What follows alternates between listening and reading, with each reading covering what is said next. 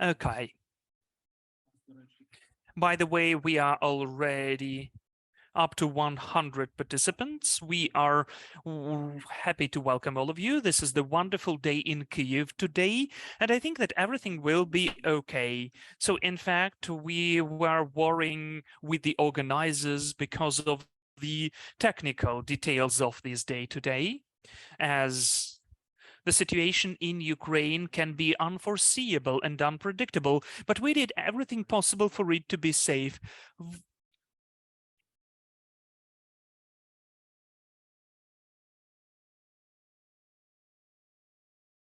Oh, we see you, finally. Yes, finally we got it fixed as a technology.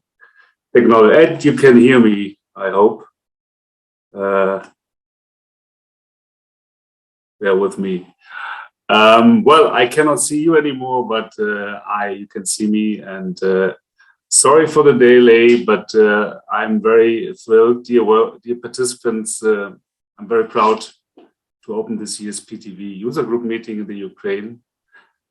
I think it's a great achievement of the organizer, and namely, this is Versbalov Lab as our partner, that this event can take place under such difficult circumstances. And I would like to extend, on behalf of the PTV Management Board, a very special welcome to you all. My name is Wolfgang Pelusek, and I'm the Director of Strategic Accounts and Partners for our mobility products at PTV here in Karlsruhe in Germany. And as you all know, PTV is the world's leading software company for simulation modeling in the field of mobility and logistics.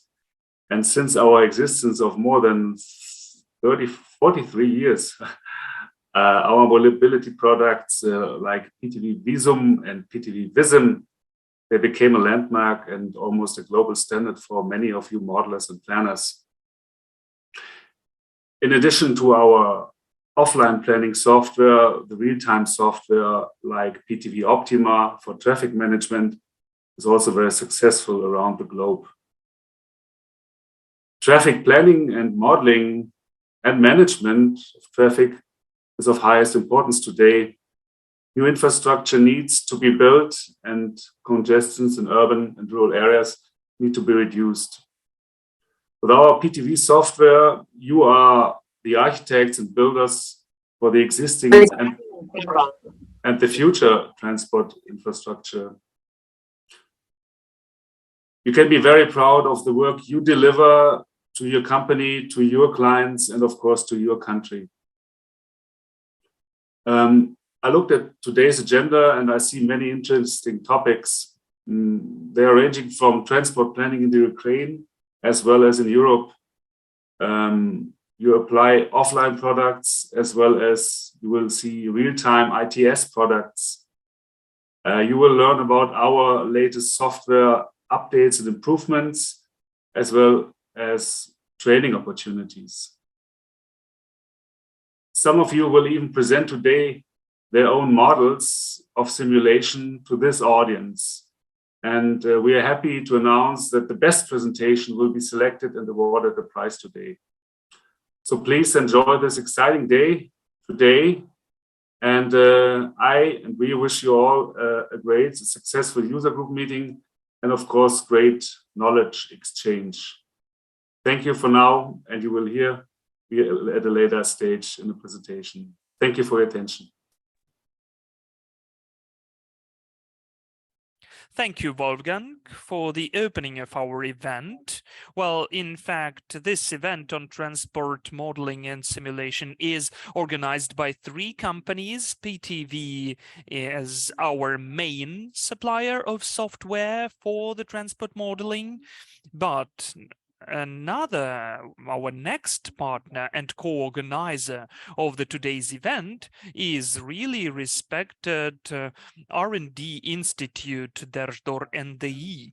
So I'm happy, first of all, that the company, the colleagues are paying so much attention to the development of transport modeling and simulation in Ukraine. So I'm happy to give the floor to the organizer of this event, the director of the state enterprise Держдор NDI, Artem Bezugly. Artem, the floor is yours.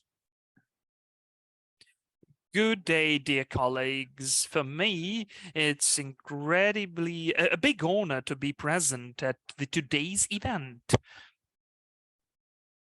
It's a very important event, an important conference as it is. I know, Dmitro, how hard it is to organize some of these kind of events under the conditions which we are now at, but I am really grateful to you and all of your partners that you're doing really important things and paying lots of attention to the implementation of the best practices of transport modeling and simulation in Ukraine. I would like to say that and to confirm that we are really your partners, the partners who are ready to move on together with you, who are moving along with you. You know that our main task undoubtedly is the regulations framework, first of all, which concerns the road infrastructure, and undoubtedly together with your team we've already done a lot, and I will tell about that a bit later. So I would like to say that under current conditions, under the conditions of the full-scale invasion of Russian Federation, when the enemy, the adversary, is destroying our infrastructure, is trying somehow to deteriorate, to make our life worse, we are really good. We are finding enough of the efforts and strength, and we are uniting those efforts, going on with our work, because we are sure in one thing, that we will recover, we will reconstruct our infrastructure, we will make it better, and of course, during this recovery, we need to pay attention not only to the issues of the durability of the infrastructure, we definitely need to pay attention to the safety and security. So, of course, we understand that the issue of security is directly connected with the transport modeling and simulation. So I'm incredibly happy that today you have such a huge activity, so many people, both project designers and customers, totally different key stakeholders who are ready to be trained to get to know something new. From my behalf, I wish you all successful event, successful conference, and of course, our team is always open for the dialogue. It's always open for any work. And I can also see so many experts from my institute here. So, dear colleagues, have a fruitful day today and calm and quiet day. This is the most important. I'm sure that together we will do that in the best way possible. Thank you. Thank you, Artem. That's true.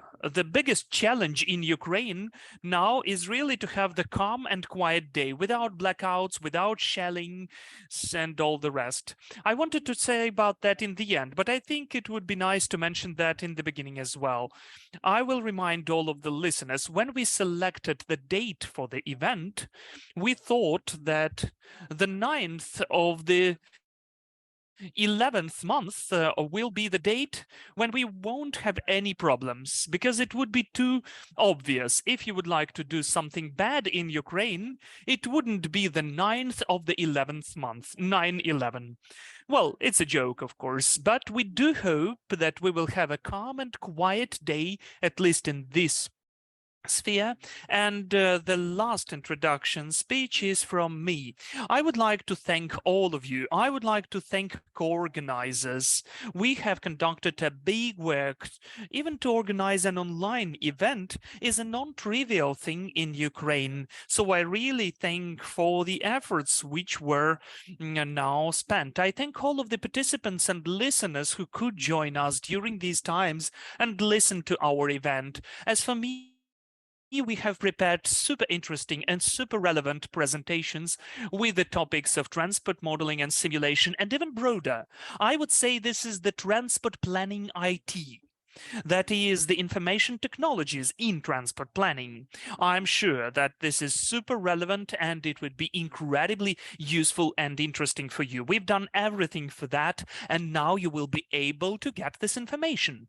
And I would like to thank our speakers, because we have super cool speakers today, and we thank them that they found some time to invest this time into Ukraine, into the development of transport planning and modeling and simulation in Ukraine, and in fact that you're able to be present here with us and to share your knowledge, your huge experience with us. I thank all of you, dear colleagues, and I'm sure that it will be interesting for all of you and useful as well.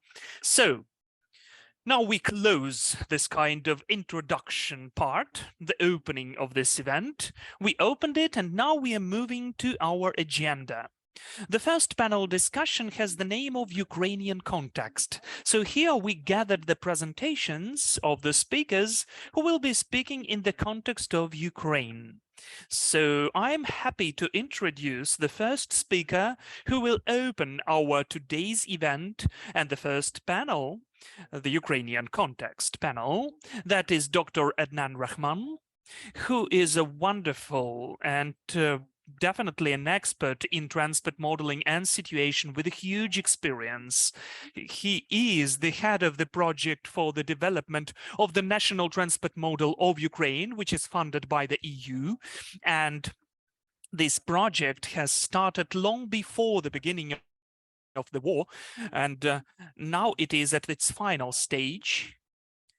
And in fact, it's really cool that Ukraine is already having and will soon use such a tool as a national transport model.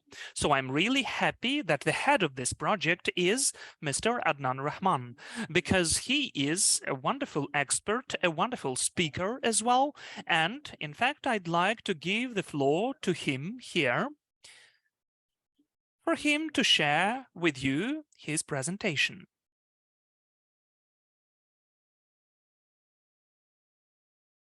Thank you, Dimitro. Okay, let's see if I can get the presentation.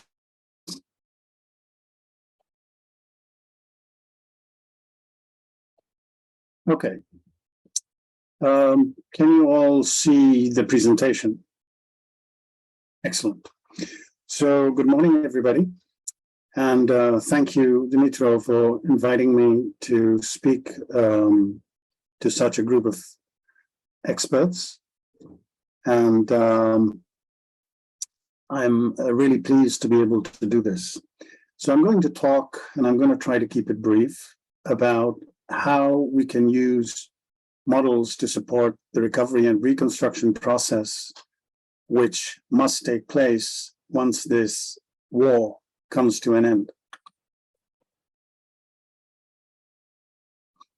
So I'm going to very quickly introduce the presentation. I'm going to talk about the building blocks and developing an evidence base, and then round it off with some conclusions. So the ongoing war really has, as you all very well know, better than me, damaged and destroyed large parts of the transport infrastructure and networks. It has seriously degraded the performance of the network. It has displaced millions of people. Millions of people have left Ukraine, and they're also internally displaced. It has changed the economy of Ukraine. It's a wartime economy. It has restructured and reoriented the trade flows. And last but not least, it has also restricted access to the ports. And finally, one of the things which this war has done is it has dramatically accelerated the accession of Ukraine to join the European Union, and this is good news. The problem, of course, is that this is a very dynamic situation on the ground. It changes every day. This war has not yet finished, so it causes a great deal of uncertainty. And then, of course, there's the sheer scale of the damage and destruction that has taken place is enormous. The challenge that it poses is huge. Resources, even in the best of circumstances, are going to be limited. And also you have a population which is declining in numbers, and it's an aging population in Ukraine. So what is really the need? Well, first and foremost, you have to record the damage and destruction that is taking place. You have to estimate what the effects of this damage and destruction will be on the performance of the transport system. You need to estimate future needs and requirements for not just the reconstruction of the damage, not just of the reconstruction of the damaged and destroyed infrastructure, but equally importantly, you need to also consider what the future needs will be for new infrastructure that currently does not exist. And this is going to be particularly important, I think. There's a need to define objectives and priorities. I have looked very carefully at the Lugano presentation that was presented by the Ukrainian delegation and what it proposed for the transport sector. I have looked at the World Bank's Rapid Damage Need Assessments report. I have also looked at their recovery and reconstruction plan and the proposals that are in there. The problem that I see is that this is a very, very expansive list. It does not really define the priorities, and it does not really define clearly what one is trying to achieve. I'll come to that later. And finally, there's a need to make the case for investing in the projects which are identified in Ukraine as priority projects or necessary projects, or however you want to define it. And making this case is particularly important because even, like I said, under the best situation and circumstances, to rebuild Ukraine back better than what it was is going to require huge amounts of resources. I think everybody understands that. These resources are not going to come just from the international financial institutions or from intergovernmental transfers. They will have to involve business and industry in the private sector. So the case for these projects, the financial case, the feasibility, needs to be demonstrated very clearly. And so let me turn to the building blocks. I think, models and data are extremely important in meeting the needs that I have just outlined. I identify 4 things that are necessary, and I'm pointing out these things because I think you as a community of modelers in Ukraine are going to play a particularly important role in the recovery and reconstruction process, and can play a very important role in the recovery and reconstruction process. And I would urge you to do that, because if you don't, what's going to happen is somebody is going to come and develop their own models, apply them to the Ukrainian situation, and use the results. And I'm not sure that that is exactly what you want. So the 4 building blocks are data, models, processes, and capacity. So data and models, I'm sure you're well aware of the importance of these, but equally important are the processes and capacity. And I'll talk to each of these 4 blocks. So data obviously is the location and type of damage, population changes. What I want to emphasize is that not only during a wartime situation, but in every situation, data is never perfect. There are always problems, errors, discrepancies. It takes a long time to get to a point where you have data which is really great or good. So my advice is that don't get hung up on the accuracy of the data. You use what you have. You have to use what you have because there is nothing else. And also, data collection is not a one-off. You don't just collect data once and then use it for the rest of the time. Data collection is a process. It's an ongoing process. You keep refining the data that you're collecting, and every year, with every cycle, the data that you have becomes better. What is important is that there is a clear understanding of and a consensus among the people who may use the data or who are affected by the results of the analysis based on this data. There needs to be an understanding and consensus about how this data has been collected, how it will be updated and improved.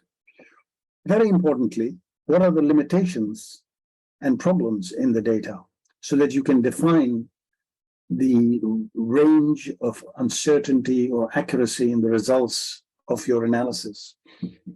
And we should also understand that definitely in the short term, it's not going to be really possible to get much better data. You might get better data on few parts of the system, but not on everything. So it's something that I would like to underline, that data is always a problem. It's always an issue. You have to find analytic synthetic fixes to the problems that arise with the data. You have to be clear with your model-based analysis on the limits and boundaries of your analysis.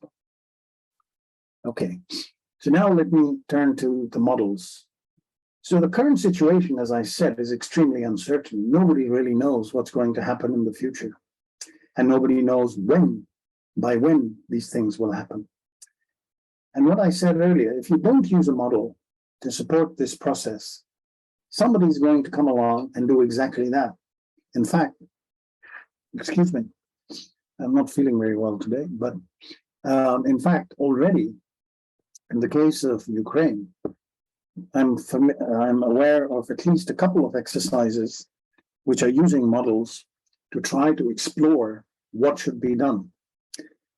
And they are using models that were not developed for Ukraine. And it's not that the models are bad or good. It's just that they are being adapted to the Ukrainian situation, which is fine. But I think that given that there is a community of modelers in Ukraine, I think you as a community need to be more actively involved in the exercise of modeling the recovery and reconstruction and supporting this process, not just today and not just tomorrow, but for the next decades. You have to be part of this. Also, you have strategic requirements and needs, and you have some operational needs and requirements. And to address these requirements, you need different kinds of models. And you can build both kinds of models, and I believe that both kinds of models are there. Ukraine is, for better or for worse, and I will not comment on the quality of the model, but for better or for worse, Ukraine has a national transport model that has been developed in the past several years. It's not perfect, but I think it's pretty okay. I think as things go, it's a great first step, and it sets the stage for improvements and refinements in the coming years. So I would urge you again as a community to bring the models into this process, into the discussion process of setting priorities. You know, investors like a very clear roadmap. They don't like to go down roads which are uncertain or whose final destination is unknown. The projects that are identified, they must be feasible, and there must be a robust analysis underlying them. I, till now, have not seen any analysis, to be honest, for the justifying the projects that have been listed. In fact, I would say that this is a big gap in what has been done so far. And I limit my comments to the transport sector in particular. And finally, if you're going to attract private investment, you have to make the case for the investments. You know, there may be a few projects which are very feasible and obviously feasible, and everybody wants to invest in them. and everybody wants to do these projects, but what about the remainder of the projects which are maybe less self-evident how feasible they are? Then using models is not just about having a model, a software program, and a code for running the model and the data. But to use models, you need to use them continuously. You need to have clarity and consistency of the use of the models, because like I said earlier, no model is perfect, no data set is perfect, there are limitations. So you must have processes which can be applied and in which models can be used continuously, clearly, and consistently.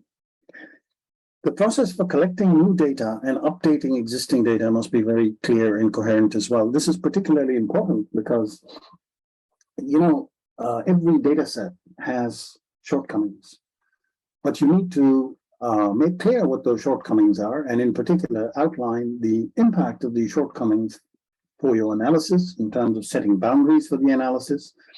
But people should understand that as long as there is no better alternative, this is the best you can do from an analytic point of view.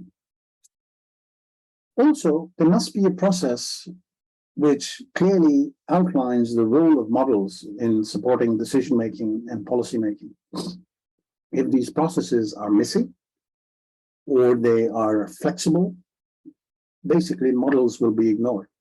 And this is one of the things that hopefully we will be able to fix going down the road in terms of creating some sort of framework which outlines the use of models better and more clearly than what has been the case in the past in Ukraine. And finally, capacity. There must be people who can obviously use and run the models to do the analysis. What is equally important is you, again, as a community, have to create a community of users that understands and appreciates the contribution of your models to support their decision-making. So it's not just the technical community that you need to reach out to, but you also need to reach out to the community of decision makers, policymakers, the non-technical people, journalists, because if you're going to sensitize your audience to the contributions, the potential contributions of models, they must be able to understand what and how these contributions are and how they are made. In terms of the evidence base, you know, there are certain questions which you can answer, and they're the obvious questions. But I think the important part is that you need to define the criteria by which performance is measured. How do you measure performance? And there are clearly defined economic and other criteria by which you can measure performance. But I think going forward, this is one of the key things, because to be quite honest, I have rarely seen in Ukraine a project which is defined and whose performance is outlined. Once you have been able to do this, you need to, again, sensitize your entire community of users to the importance of these criteria, so that these criteria are the ones which are used for judging whether or not projects should be done and engaged in. And this is important because if you're going to use the resources down the road effectively for the recovery and reconstruction, you have to make trade-offs. Like I said, even under the best of circumstances, it's unlikely that you will be able to do everything simultaneously. So this becomes very important. So I will conclude by saying that models are a means to an end. Talk about the results from your models, not necessarily about the models. And going forward, I can assure you that, and most of you probably have experienced this already, there will be resistance to the use of models and the analysis to support decision-making. My advice is simply ignore it and just keep on modeling. Thank you. I'll take questions if there are any. Thank you, Adnan. We will have the section of questions, answers at the end of the panel. So in like 40 minutes or so on. There is actually 1 or 2 questions to you, but let's go forward now. Adnan, thank you so much. That's a wonderful presentation. As always, I adore your presentations. They raise lots of questions, deeper questions in transport modeling and its use of Ukraine. So I'm really happy that you're taking part in the development of the national and implementation already of the national transport model of Ukraine. So I think that with your participants, we have a huge opportunity and chance to begin to use the transport modeling in Ukraine actively. But, you know, maybe we don't have any other option because we are becoming the part of the European, the full-scale part of the European community, and the use of the transport modeling for the transport planning is the basics, the foundation for being in this community. I'd like to give the floor now to my partner on the organization of this event, the director of the Institute Dashdor NDI, Artem Bezugly, who will tell what's the situation now in the implementation of transport modeling in the legislative regulations. What we have now, what are the plans? Artem, we are awaiting for your speech. The mic is yours. Thank you. Thank you, Dmitro. I welcome all of my colleagues again. I can see that we are becoming more and more numerous. More people are joining our work. That's rather important. And of course, the topic of my presentation will concern the regulation provision, the legislative innovations in the methodological provision of transport modeling, and a couple of words about our organization. Maybe you hear about us for the first time. I'd like to say that our institution is the structure which is subordinate to the Ukrainian Road Agency. You know that the Ukrainian Road Agency, as of today, is responsible for the roads of the state significance, for the main international and national and regional roads, which our transport flows are using. And our main task, of course, of our team is the development of the framework of the legislation and regulations framework, both of the construction norms, national standards, and harmonization with the European standards and implementation of the best world practices. So, of course, we have the status of the organization on R&D activity of the Ministry of Regional Development in the road economic activities. So we are the authors of the key construction norms about the design and construction of automobile roads. And I'd like to emphasize not only for the use of all of the people which are beyond the settlements, but also of the streets and roads of the settlements. That is for everybody. So, of course, the active position of our team always help us to be joined actively in the development of not only of the construction norms, but also strategically important documents at the level of the state target programs on development. And of course, you have seen that before the war, the road sphere during the last couple of years showed the huge outcome. And it was, in fact, a very substantial and huge breakthrough, not only connected with the number of the repaired and maintained kilometers of the roads, but also breakthrough in the consciousness of people, because people got used to quarrel about the roads, but finally we became proud that we are working in this sphere. Of course, there were some of the programs for the recovery of bridges launched, and it was very important to reform the system. Colleagues, I do apologize. I do hope you hear me.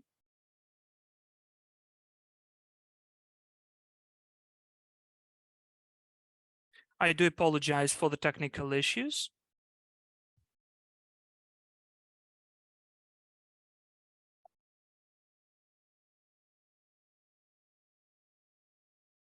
So as for the main documentations which we are working,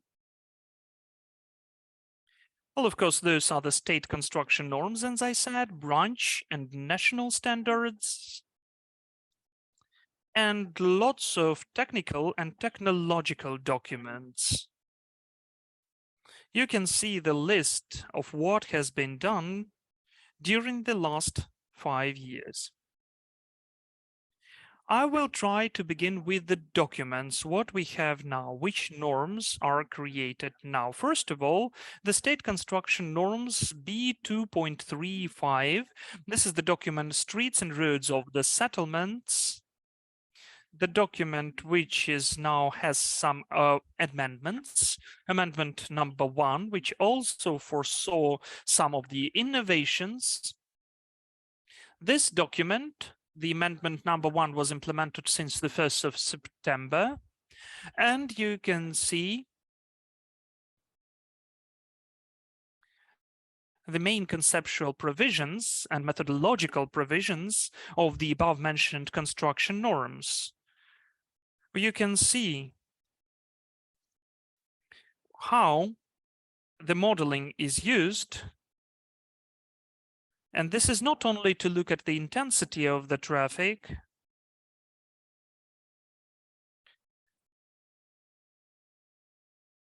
and the impact of any of the object for the decision making in the planning sphere. And the important moment that in the above mentioned document, it is written that the transport flows in the street network of the settlement should be defined by the calculation with the use of the forecast imitation transport models. An important point in the above mentioned document is that the choice of the type, the selection of the type and substantiation of the decision for the transport in one or several levels should be done with a technical economic comparison of the options with the use of the methodology of transport modeling. You can also see that the security issue will be the key one, and it will be key during the recovery and reconstruction of our infrastructure. And we can see what it can lead to, especially when we can see the increased intensity. And also there is the certain message in this document that you need to use transport modeling. As of are the changes and amendments which can be found in this main state construction norm? Well, not in this one, but in the next one, B2.34, about the automobile roads of common use. There was such a revolutionary change since the 1st of March. It is now acting. There have been lots of innovations introduced, and we were working on these innovations before the war. So you understand that some of the aspects which in fact we have foreseen here, in particular the stationary lighting on the roads, on the international roads of the first category, where the intensity is more than 30,000 of vehicles per day. Those were serious revolutionary norms. Now we understand that there can be certain issues during the war, but we are living with our future. We are planning for the future. That is why it is so important for these norms to exist, and we will design the projects and the objects taking into account the modern norms, contemporary norms. As of this document, we can see the precise definition for the notion of transport model, This is the model which is created for the calculation of the quantity characteristics for the outcomes of the needs of the society and the economic in the movement of people and freights along the transport network. And also you can see that in the same document for the roads of the overall use, of the common use, we have already defined that the project decisions are developed with different alternatives, taking into account the main indicators of the transport models, which we know, like the speed of the movement, the time of transfer, the longitude of the queue, and so on. And in the same way, this document has registered that the final selection of the configuration of transport junction should be done according to the technical economic comparison with the help of the development of the transport model. One more very important work, and I think that it would be really needed and relevant, because you understand that the construction norms describe some of the overall conceptual things which define the whole message, where we are moving to and what we are doing. All of the details are now described in other documents. It is pleasant that we are supported by Ukrainian Road Agency together with Dmitro's company and together with the group of his experts. We have developed the methodological recommendations on the modeling of transport flows and streams while assessing the efficiency of design decisions for the road infrastructure. This was a very important and interesting work which was done during a very short period of time, as you can see. This document gave us specific definitions and defining of the notions which are used in transport modeling. We had there the algorithm of actions, how to create the transport model. We also listed the parameters of the output data and the rules for the development caliber and the validation of the transport model. You can see, by the way, here are some of the aspects on this slide. All of that can be found in these methodological recommendations, and each of the experts can get acquainted with them and use them in your work. So we understand that we have done just the first step here. We have to go on with our work in this sphere. Here at this web slide, you can see different cases and examples, how we create the cartogram and the map for the intensity of the transport and traffic for some of the projects. So of course you will be able to look through this presentation later, so you will have the opportunity to consider it. One more important moment is the reform of the pricing system. It is also very important. And I need to say that since the 17th of October, the Ministry of Infrastructure has adopted the methodology how to define the pricing of the roadworks. So in fact, together with our colleagues, we've conducted a huge work on the reforming of the pricing reform. So even during these days, we have some of the seminars and workshops on pricing. So I'd like to say that the key point, which has also been foreseen, and this is the quotation, as you can see, is that in the overall budget, in chapter 12, we can foresee money for the transport modeling to assess the efficiency of the design decisions. So since now for the customers, there won't be any arguments to say that it's too expensive, that we need some money for that, we cannot find them, and we will not use these processes. We are saying that And these money can be allocated for transport modeling as well, to acquire progressive apps which are used. You can see the mechanism, how we define this sum of money. So we definitely need to do that. We had a very serious work done.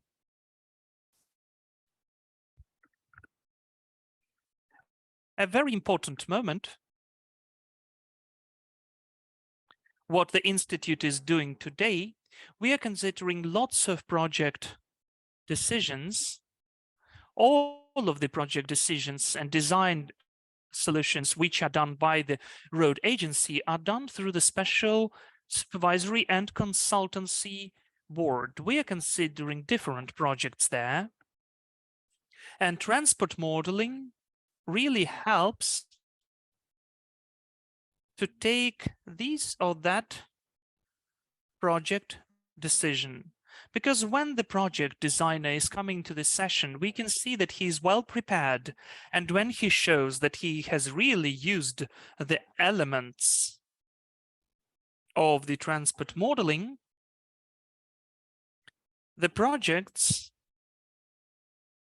are not only quick, but the people who are taking decisions and adopting these decisions are sure in their position.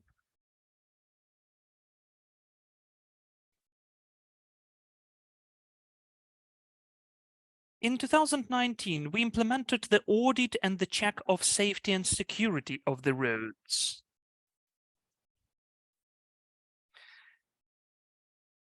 And so any project, especially national projects, are having this assessment from the auditor of security. And it's important for this auditor of security to assess the efficiency of these decisions. He or she also has to use the tools for the transport modeling. By the way, we are training and certifying such auditors, and we will be really grateful to Dmitro's team that if they take active part in the lecturing process during the training of the above-mentioned experts. Dear colleagues, I can speak a lot about that, but I'd like to say that our team is always open for cooperation. We have a special project where each service supplier can register their developments. It's totally for free. We have such an opportunity. We have the platform of road innovations. This is the special media project, and where each of you for free can present your developments for all of the key stakeholders. And also we invite everybody to the above-mentioned platform. And of course, we have different Telegram channels. I'm sure that when you get to our website, you will see all of that. But concluding, I'd like to say the following. We understand that there cannot be a perfect legislation framework as it is. We understand that we need to go on with this thorough work. We were already talking to Dmitro's team that we need to have lots of changes and amendments in the state construction norms, in the definition of the main terms and notions in transport modeling, approaches, methods, methodologies, and so on. Of course, we also mentioned that we need to own information for the modern standards of transport modeling which exist in the world. So we need to do whatever is possible to have the opportunity to use them in Ukraine. So dear colleagues, if you've got such information, we are always open, we would be grateful. And believe me, trust me, we will go on working and improving the methodological recommendations on the modeling of transport flows and streams. That's an important element. We are open for the training courses to help from our behalf to train the key stakeholders of the road sphere in different platforms. This is also totally sane and cool story. Yes, we need to think. I know that the majority of experts say that we need to define specific transport modeling process in the norms. That would be interesting, and I'm sure that we will also find some kind of the clever solution in this case. So, dear colleagues, we are always happy to cooperate with you. We are waiting for your offers, and I thank you for your attention. Artem, thank you so much for an interesting presentation. I remember the last year event. Well, it was about a year ago, and then there was some criticism from the colleagues that they didn't understand what modeling is. It can be found in the state construction norm, but still it is not written down what it is. They don't have the definitions and so on. So we prepared the methodological explanation and description. Everything is written, so we're working on the update of those methodological recommendations. This is the dynamic document. There was the question that they don't allocate money for transport modeling.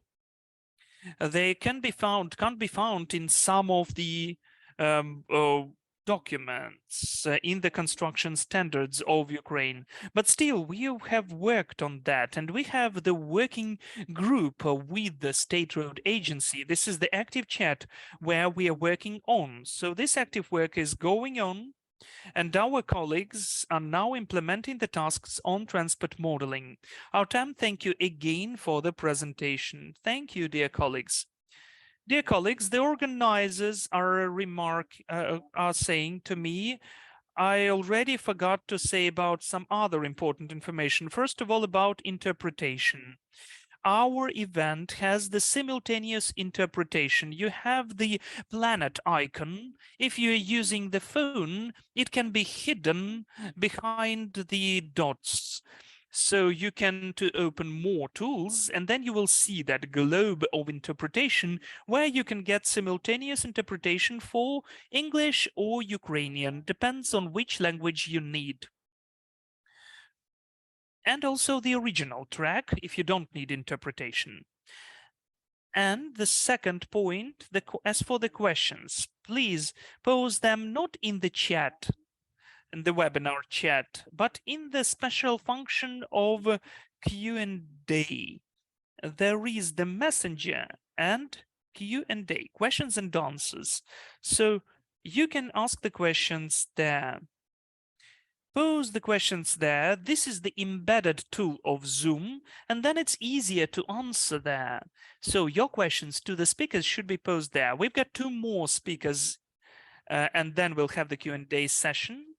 So the next speaker, I'd like to give the floor now to Mr. Toralf Weiser, because at this event, with the organizers, we also have good partners with us. So Toralf is the representative of the Stiftung zur Förderung des Bauwesens of Eberhard Schöck, and this foundation Stiftung is the partner of this event. It invests into the development of the transport modeling in Ukraine. So I think that Toralf will tell on his own about that, what those investments are, what are the reasons to invest, and why it is important for the foundation and for Germany. Toralf, the floor is yours. Hello, everybody. I hope you can hear me. You can see me.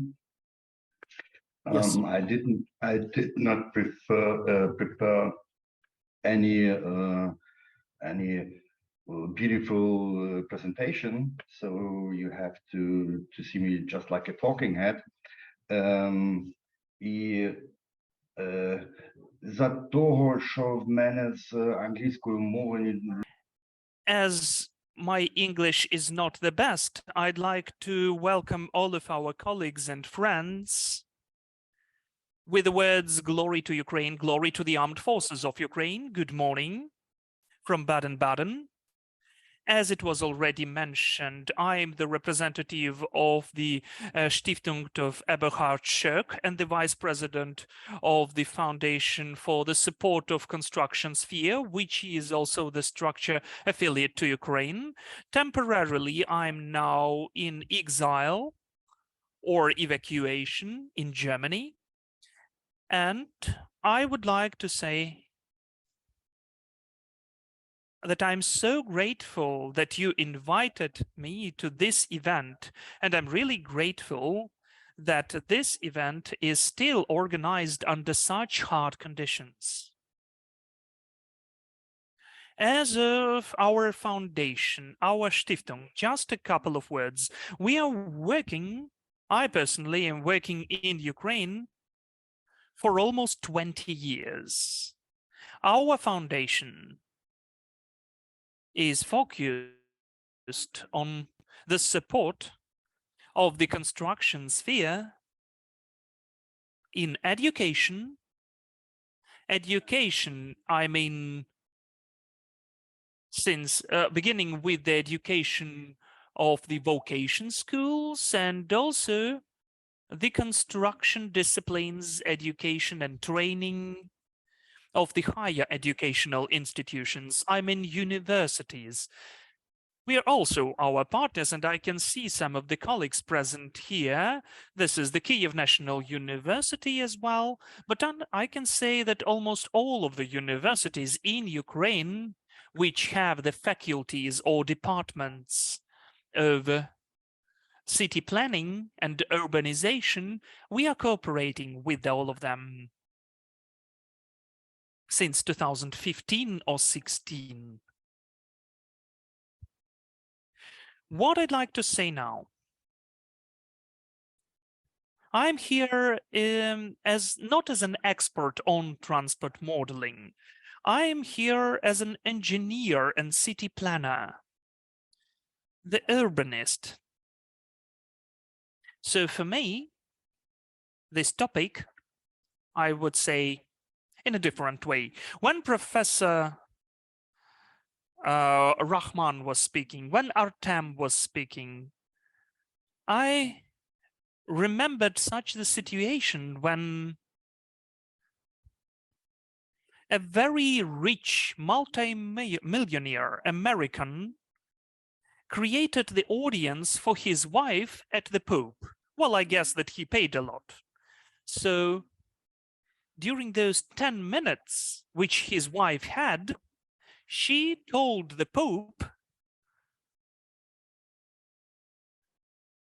that she converted into Catholicism, about all of the advantages, about all of the cool points in Catholicism. And then the Pope answered, well, you know, you are so short of time. I don't need arguments. I'm Catholic already.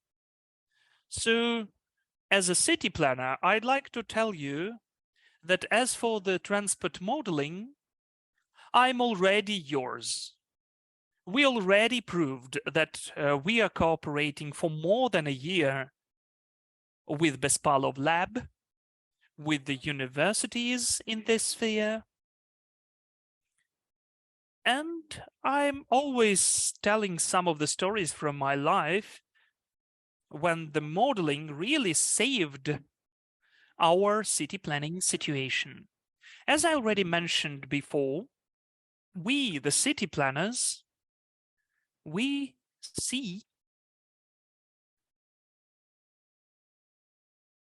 while developing the plans of city construction, some of the master plans, the plans of reconstruction, we can see the system of transport corridors, or in Germany, we say territories for transport, areas for transport. We are more a consumer of those analytical, synthetic results and outcomes which are given by the transport experts for us. In the logics of our planning process, which is not that different from the logics of the process of planning of transport roads, the first point is collection of the data, that is analysis of the existing situation.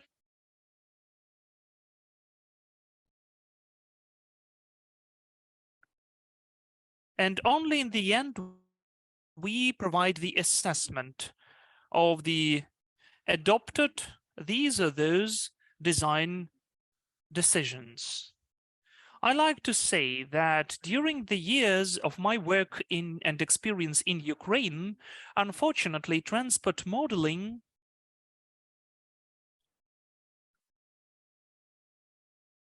has started in the very late stage, at the level of the almost adopted or already adopted decisions. Only then they use transport modeling. They use it as the list of tasks to show some of the obvious errors, to mitigate them. I consider this is not appropriate. Transport modeling in any task or in any mission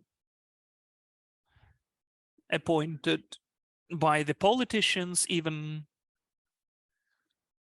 or communal enterprises and services decision makers, it should be used since the very beginning of any planning process where there are the issues of the transport flows. Both in Ukraine and in Africa and in Germany, anywhere, the roads are the arteries of the city, the arteries of our urbanistic organism or the body of our life. So we city planners, architects, infrastructure planners should use transport modeling since the very beginning to be on the same page, at the same level of eyes, as you say. Since the very beginning, we need to integrate our data since the beginning of the work. Also, I'd like to appeal to all of my colleagues that long ago, it's high time to think on the proper, modern, contemporary, needed and relevant use of street space. The street space is not only considered as the transport artery, but also as the space for arrivals, for relaxation, for the provision of morphologically right structures of the city, for the businesses, for all of the stakeholders. From one side, functionally, from another hand, as, how can I say, as our reception room in city planning. So we as city planners, together with our partners from different design agencies of Ukraine, we are appealing to the fact that it is high time for the city transport to rethink the priorities. The priorities always have to be predefined. Then the public transport, and only then the drivers. We are always in the conflict, unfortunately, This is the priority conflict in city planning. How we can restore or get rid of an extra transport flow, preserving the throughput capacity for the transport arteries. But in this balance, if we properly base our approaches upon the outcomes of the modeling, then we can prove, together with Dmitrov for more than once, what will work after the input on modeling, that we can see very interesting and really nice solutions for the overall transport and functional existence of the transport. I'd like to name one case. Some of us remember how we were asked, as of the city concept of development, and within this concept, we were requested to amend or reshape several main roads of the city and some of the powerful transport roads. When we could see that the use of the street space from the perspective of the city planning was just inefficient on the highways, and when the local authorities asked us for another option and another option and the third option, we the planners said, but how long can you squeeze options from us?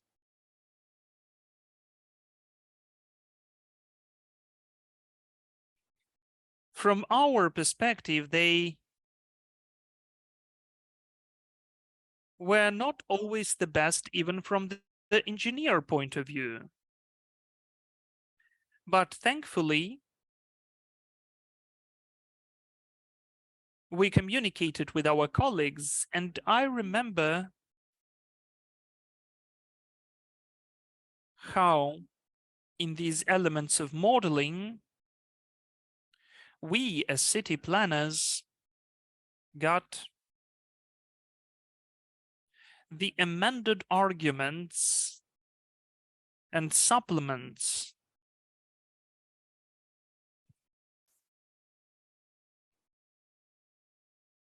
that the locals understand that those arguments are not political decisions. No one gets any extra profit of another square meter of asphalt. Everything is apolitical and evidence-driven there. Everything is well structured. So for us, it's just a supplement, a complementary to our work.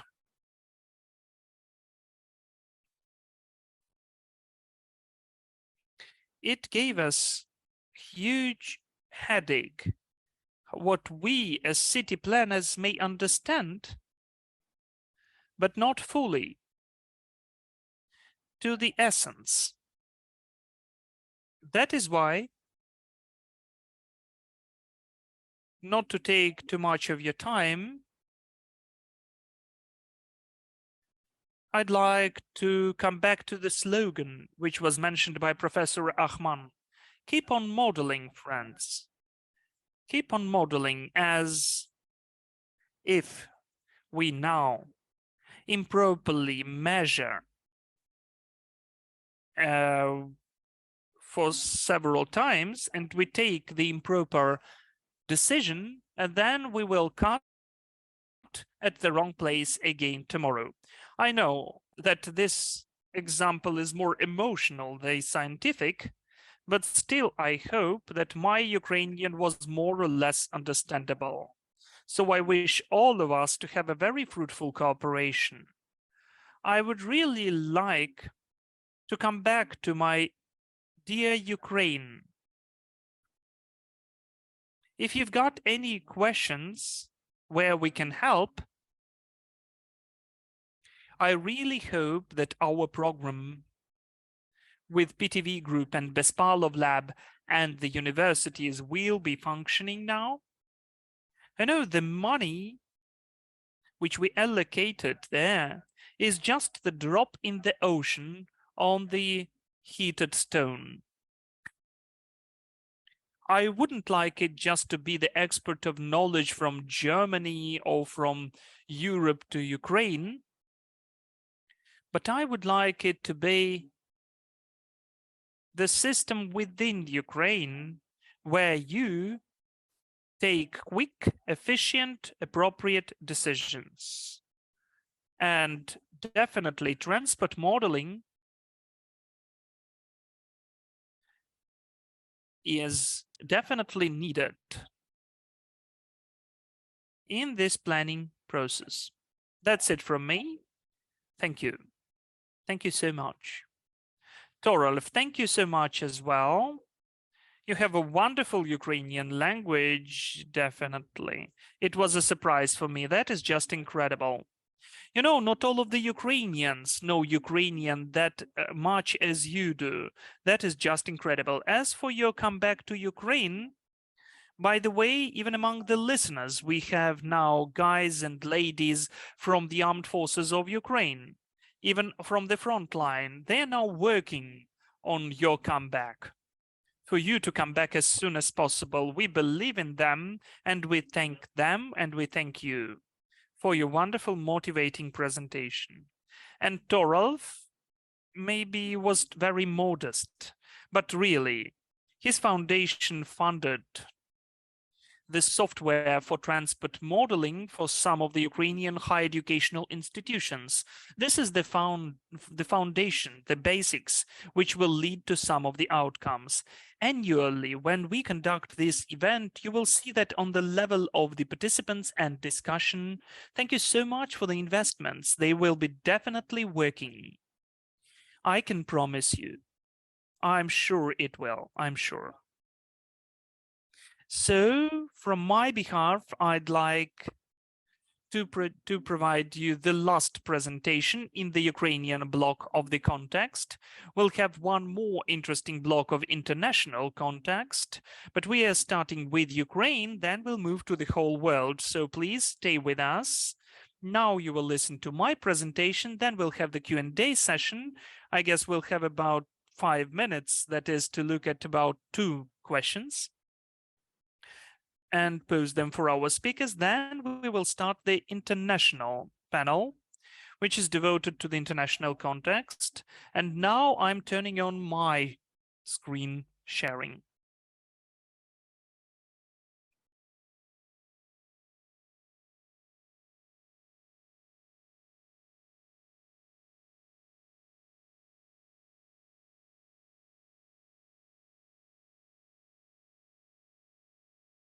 Okay.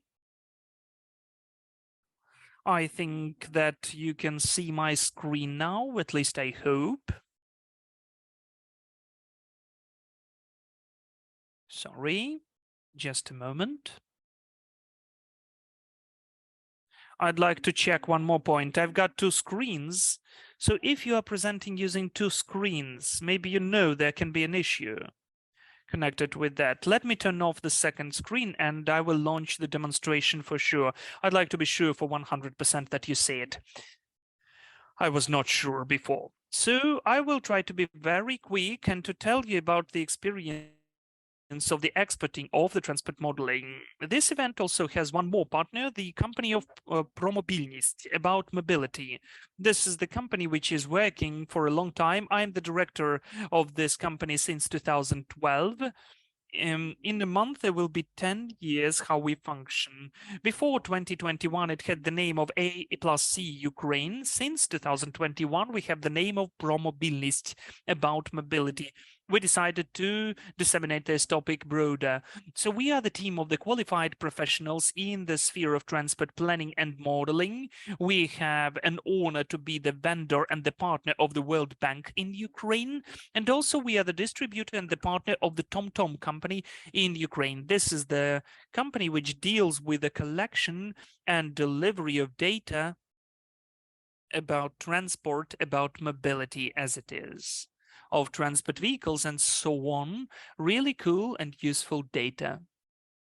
So in a nutshell, I'd like to tell you about our history, how we started, or how we are setting up expert of services on transport modeling. Well, you know, before the beginning of the war, before the 24th of February 2022, we had lots of work. We had a huge amounts and orders. Well, maybe this is the wrong thing to say, but still we had more orders than we were capable to deliver. We had already such an issue. The orders in transport modeling were really numerous in Ukraine. If we analyze what it was, I can show the three main groups of work where we got orders in Ukraine. That is the so-called traffic impact assessment, when some city planning object like the residential block or the shopping mall or anything which generates or absorbs the traffic, and you need to research how it impacts the traffic. So we assessed the traffic impact. We provided this service, and also the transport models of the cities. There were not that many Ukrainian cities left which don't have their own model developed with PTVism, but still there was certain potential, and we always wanted to update and to make the routes and models more relevant. And also we would like to optimize those routes of public transport, which is always relevant for transport agencies and also for the private sectors. The private passenger logistics also exists, and they need optimization. We've got lots of orders in this sphere as well, but the war started and we understood that transport planning is the profession of the peaceful time. You may be surprised why we have the bags with sand on this slide, on the picture. Well, you know, this is the illustration that since the 24th of February, the demand for other services has become bigger than for the intellectual ones. Still, I don't think that transport planners had to just to transfer to sand industry since the beginning of the full-scale invasion, but lots of transport planners decided to do that. Then we understood more what is taking place, and we wanted to use our own skills better. Though some of us still are needed only in the physical work, not in the intellectual one, unfortunately.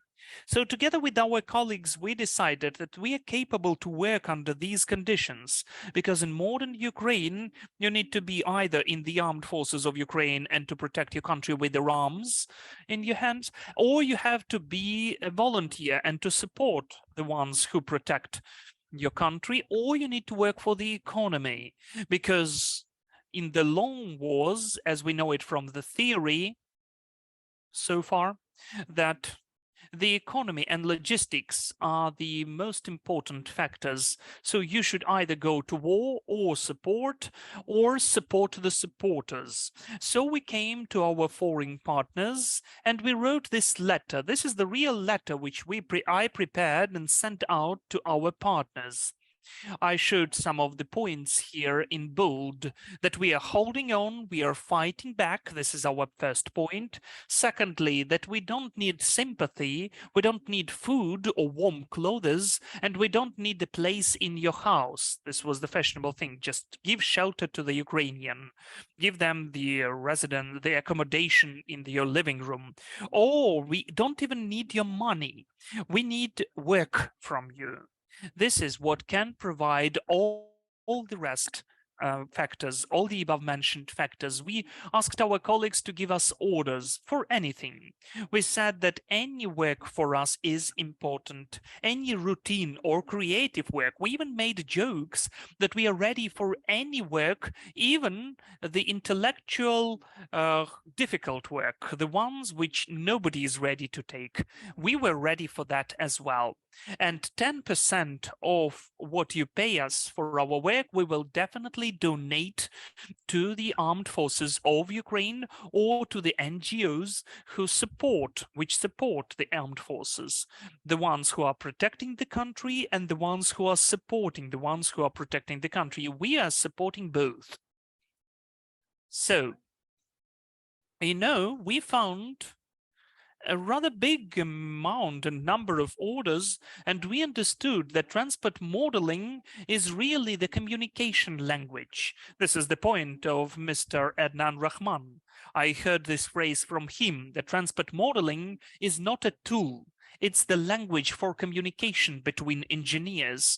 So we understood that we know how to communicate this language with the colleagues, so we can be very competitive at this market. So the message of today's event is also that anybody can do that as well as we do, to use this language in the communication and export these services. We really believe that transport modelers can become another IT guys in Ukraine, who are, by the way, feeling okay, at least the ones who have jobs. We have created internal optimization to provide lower costs. That is not just the low price, this is the low prime cost. We have Scrum and Agile as IT guys. We create follow-ups. We try to communicate properly. We track every single task. Every task which we get will definitely be tracked. This is the work section, a Ukrainian Jira, I would say. By the way, the Ukrainian developers, I can advise you a cool Ukrainian service for the tracking of tasks. We have 2 protected servers in Ukraine for the remote work. We have the combined online and mixed online and offline work with the priority for online. We know how to work online, and not everybody knows how to work online. We are using public transport or ride sharing when you need to get to the meeting or to the office. Employees are not always in the capital of Ukraine. We have some of the employees scattered along Ukraine. Some of them are beyond Ukraine, and we are communicating in English. English is the second language of communication for transport modeler after transport modeling itself. And we don't have any extra employees, an expensive office in the center, downtown. If you get to our office, we will not give you any expensive coffee. It's very simple. We don't have some of the warehouses or the service vehicles. We don't have this highbrow consulting characteristics. We are very modest, but still competitive. I'm taking too much of your time, so I'm really happy that the state gives us an opportunity to be even more efficient from the perspective of the financial issues. The company ProMobilnost is proud that since September it has become the resident of Dia City, and considering the infographics at Dia City, we are paying the lowest taxes for the same type of activity in comparison with other countries. So when you order transport modeling at ours is even more profitable because the state tax less taxes, fewer taxes than any other country. So we can be super competitive at this market. And we need to adjust ourselves for the circumstances. You know, this challenge with the shelling of critical infrastructure, when the missiles are striking thermal power plants, yes, it is the challenge, but we adjust ourselves to it. We provide ourselves with reserve internet and also electricity and power. We are ready to work during the time when other people are not working, that is during the evenings and during the weekends. We are super motivated motivated, and this is our competitive advantage. I'd like to assure all of our international partners who are watching this event or will watch it later that we are super motivated and can flexibly respond any challenges. If something incredible happens, for instance, they shell their power infrastructure and we have blackouts, we are first shocked, but during the second day, we are already working with those challenges, how to counter them. It will go on like that further on. We need and we have to use and export transport modeling. In fact, that's it from me. I do apologize to be too quick, but we needed to save some time and to adjust to the schedule. Unfortunately, we didn't do that fully, so the next session will be started with a 5-minute delay, I guess. It's also the tradition already. So far we have the Q&A session, just about 5 minutes. Let's try to see to this time. So I would ask the speakers as well to answer as short as possible. The first question is from Viktor Perlov. To Adnan, I think. Yes, definitely to Adnan. Who is now having the transport model of Ukraine? And where can you get to develop the issues of a certain region? For instance, maybe some of the colleagues from some region have ideas. Who can calculate those ideas, Adnan?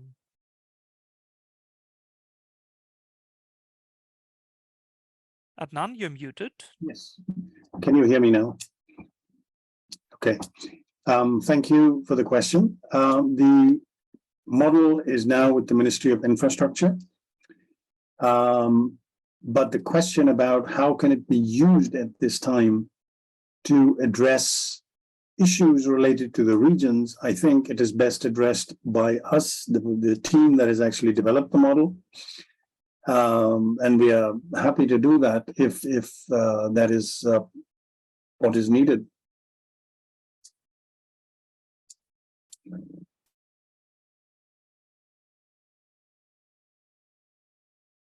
We will give the contact team. We will the contact, the email, all this issue, and we'll make all of you aware about that. The following question is from Ruslana Kolodnitska. Please unmute yourself and pose your question. Ruslana, yes, perfect. Good day, everybody.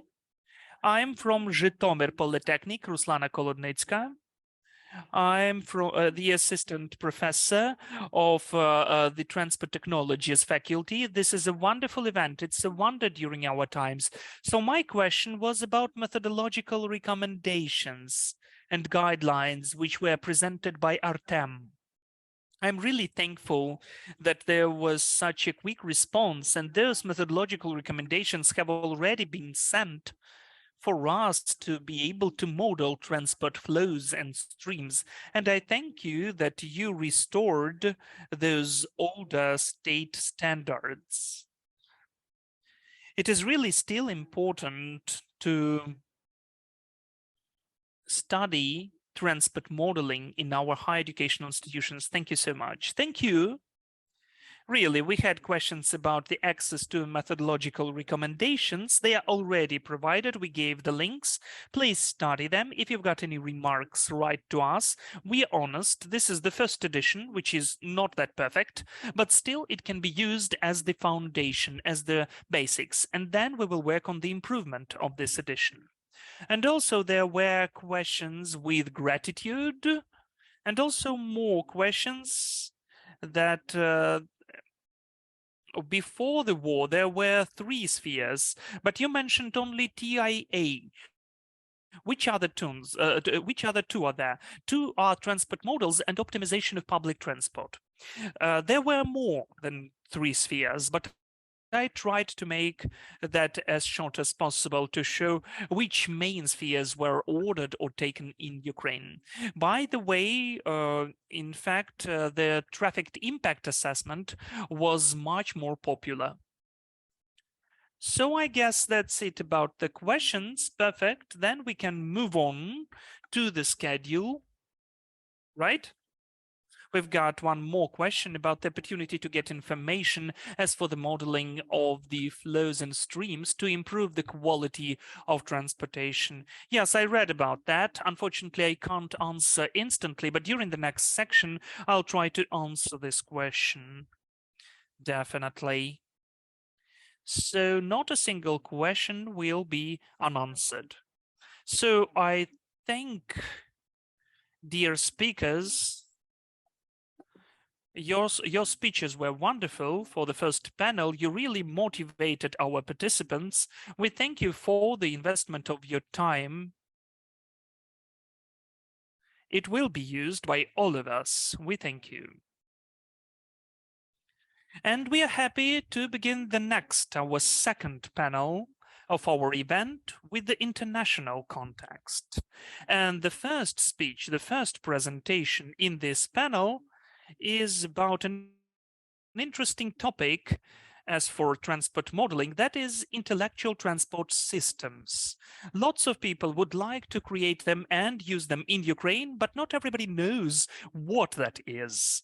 So in fact, we have a wonderful speaker from the Ertico ITS Europe, who will definitely on his own tell what are those systems and what is happening in Europe, and maybe will provide some of the recommendations how those intellectual transport systems can help us in our current crisis situation. So please, Vladimir, the floor is yours.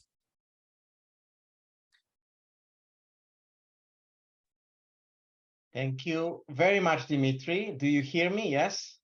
Okay. Thank you. And this is my presentation as well. So I'm sharing my screen and hope you can see it in a full screen mode. Yes? Excellent. Excellent. Thank you very much. It is my big pleasure to be with you guys today in this difficult time, and obviously having a pleasure knowing Dimitri and working with PTV and many colleagues around the world on the topic of transport modeling. And indeed, as Dimitri mentioned, there is a strong link between intelligent transport systems and transport modeling.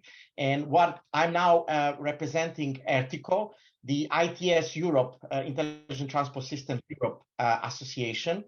And my name is Vladimir Vorotovic, and I am a director of innovation and deployment, which in essence is the project work of Ertico deploying smart mobility solutions. And you will see and hear and understand many links between the transport modeling and simulation and the ITS.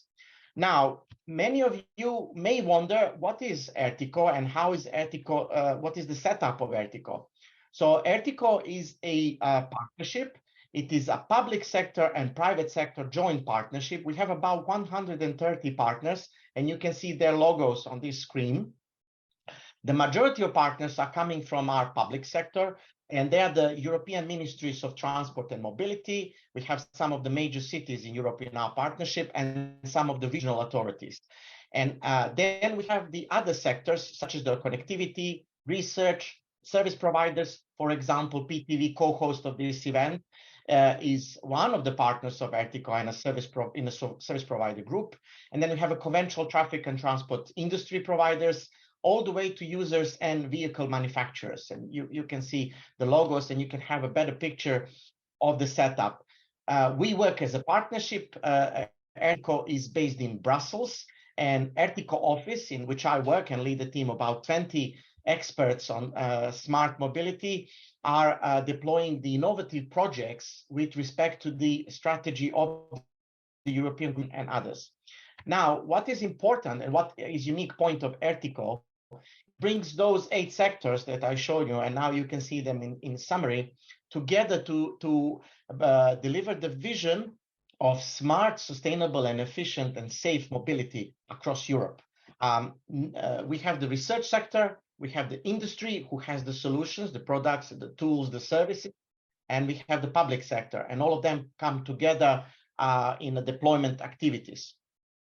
Today, I'm just going to talk to you about 2 principal activities of Ertico, which are relevant for you and for your information. The first one is well-known Ertico congresses, the ITS Congress that is happening every year in Europe. And then every third year, this Congress is in, every third European Congress becomes the World Congress. So a little bit about the congresses, the international cooperation, which is one of the reasons I'm also with you here today, and the important dialogue between the sectors.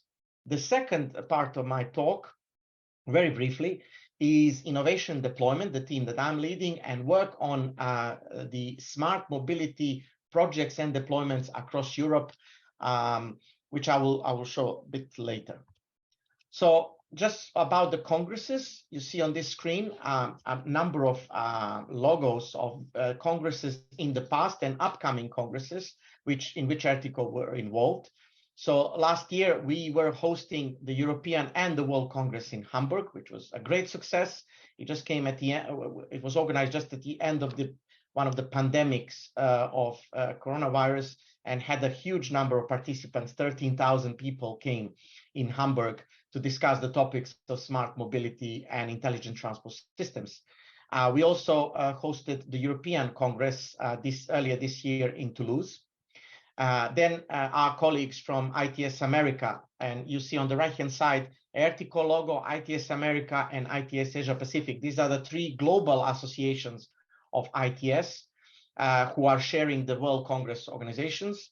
So in September, there was a Congress organized by ITS America in Los Angeles. And next year, there are two congresses coming up, one organized by ITS Asia Pacific in Suzhou in 2023. And then in the middle of a screen, you see the two upcoming congresses, which Ertico is responsible.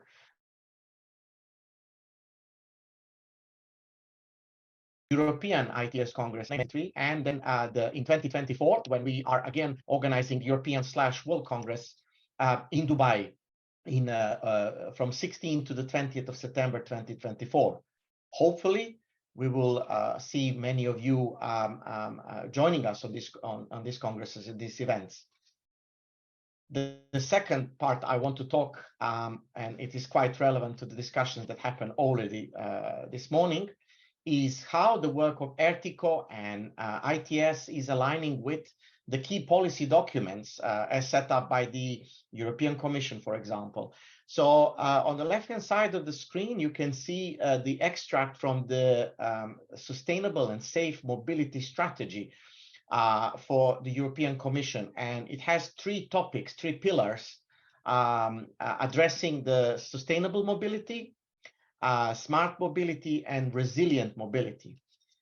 And if I tell you that this is exactly aligned with the work and objectives and targets of Ertico and Ertico partners in delivering our vision, which is, firstly, you see the first point of decarbonization, thus the sustainable mobility. The second point is about safe mobility, which is the target in blue letters there, how we intend through our project work to contribute to the targets of the Commission by saving lives. In the first instance, in the first item, we are saving CO2 emissions. In the second one, we're saving lives. And in the final, the third element of our strategy and vision is contributing in efficiency aspect by saving, for example, 1 million hours from traffic congestion and delays through our work. And again, these are the objectives that, as you know, are also part of your exercises when you're developing transport models, because the point or the aim you're going to be aiming for will be to create a model which in scenario will create a sustainable mobility, reduce risks and accidents and etc. on the road network, thus improving safety. And finally, we always work and I'm also a modeler by trade and background. We work on creating more efficient transport systems by reducing congestion, improving travel times, etc., etc. What is underpinning our work is again coming from and aligned with the European Commission KPIs, key performance indicators. They are called Sustainable Urban Mobility Indicators, or SUMIs. And we will use these indicators to measure the impact of our projects.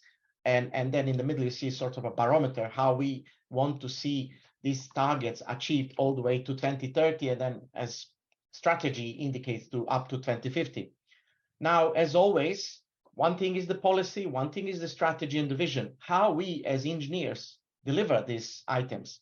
Well, the best way to work, and Ertico has this set up, is by focusing, and we have 4 focus areas, and you see them here in green, purple, red, and yellow.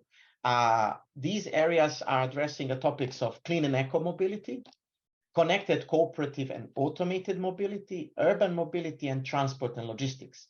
For each of the focus areas, Ertico and partnership of Ertico developed a roadmap. And this roadmap is indicating how, through this pictogram of a winding road, how we are achieving arriving to 2035 and achieving those objectives. And what you see in the blue and green boxes around these roadmaps, or within the roadmaps, are the projects that we are currently working on in blue color, and in green color are the platforms, the innovation platforms such as Mass Alliance or Traffic Management 2.0, Sensoris, Adasis, contributing to the delivery of the goals. More information I will provide at the end, a slide with a report where you can read more about our roadmaps, but this is just a general overview. And now, very specifically, Ertico is working with the European Commission. We are advising European Commission as well on the topics for the sustainable and smart mobility strategy, the projects that are by the Commission, and the tenders for those projects. We are part of the expert groups advising the European Commission. So they come out, and we then, with our partners, compete and as I said, deploy the projects. And the Horizon Europe, which is the largest, probably globally, innovation program in smart mobility and other innovative topics, the whole Horizon Europe program is about 100 billion euros worth. And just you can see there that in the first part of segment of the program, so for the first 2 years, the program is from 2021 to 2027. In 21 and 22, for the smart mobility, transport modeling, ITS projects, 437 million euros were awarded. And out of that budget, Ertico won 15 new projects that we are now working, and you can see in the bottom left corner a couple of those project names and acronyms which we are working on. One thing I want to point out here for you is European Commission is also investing into making cities in Europe being climate neutral and smart cities. And those cities are receiving dedicated funding. And I'm happy to tell you that in the draft program the European Commission prepared and we assisted, there is a segment of assisting European Commission and Europe assisting Ukrainian cities as well in becoming smart and climate neutral cities. Please get in touch with me through Dimitri and the colleagues if you would like to know how we can work together. And Dimitri mentioned earlier, we have concrete projects coming up using potentially this funding and other means. And one piece of engagement where I had the pleasure to work with Dimitri and colleagues from your country in the past was the City Moonshot Initiative, which Ertico Partnership launched about 2 years ago, where we interviewed 150 cities in the first phase globally, cities and regions, on topics of sustainability, data sharing, and mobility as a service. And for example, at that time, we interviewed Kiev. And many others. And happy to tell you, earlier this year, we published a report. And on this slide, and I will share the slides afterwards as well, you can see the link to that report. You can download and find what are the cities indicating to us and regions. There are about 100 cities in Europe and about 50 outside Europe. Our goal was to interview 300 cities and regions around the world. So we are now in phase 2, interviewing further cities. And you can see that's a phase 2. We adjusted some of the topics and introduced the topics which are very relevant for our current and future smart mobility topics. It's electromobility and urban air mobility, the whole consideration of use of drones and similar vehicles in our urban environments. If you are coming from any of the cities that is not, and as I said, only Kiev was interviewed in the first phase, and you have contacts or you work for the city and you would like to be involved in this exercise, please again get in touch. It will be really, really valuable that we have a conversation as soon as possible.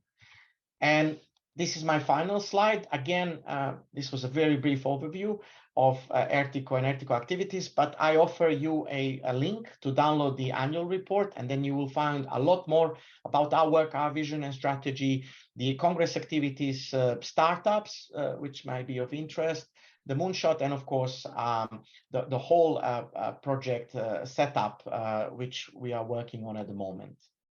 So I thank you for your attention, and I will stop sharing my screen now.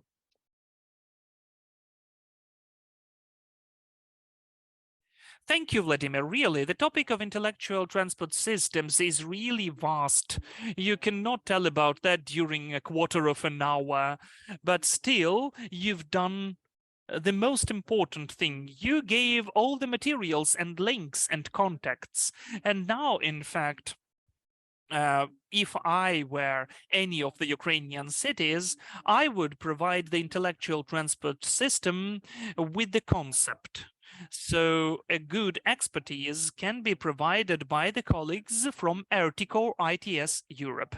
So this is really an incredibly powerful center, the brain center, which will help you create the proper ITS. Thank you, Vladimir, that you joined us and told about all of that to our participants. We will definitely disseminate that among other cities.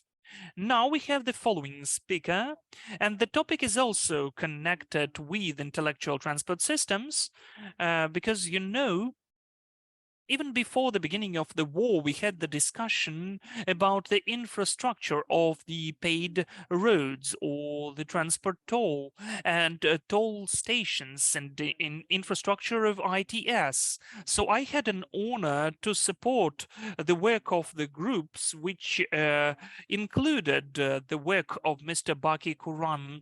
They developed a document for the ministry, kind of a roadmap on the implementation of intellectual transport systems. So Baki is an incredible expert with huge experience about the infrastructure for the paid roads. So I think that after our victory, this question will be really relevant, because we will have to construct a huge infrastructure of new modern toll roads. And toll roads is the wonderful tool which we need to consider to speed up this process of the construction and to involve private investors and to give the push for the development of our economy. Baki will now tell you about the aspect of planning and modeling of those toll roads and the infrastructure which would allow to take these payments for the roads. Thank you very much, Dimitro, and good morning, everyone. Yes, as Dimitro said, I'll make the presentation of a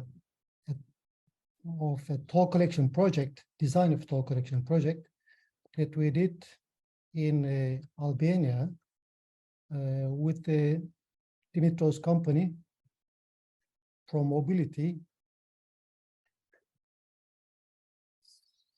So, yes. So recently we have got an assignment regarding the cost-benefit analysis of a toll collection system design in Albania, and my company Sivero, together with Dimitro's company Pro Mobility, we did this cost-benefit analysis, and I'll be presenting how we did it and how we used WISIM and how WISIM, Peter WISIM, helped us to do this cost-benefit analysis task. But first, I'd like to tell some information about my company, Sivero.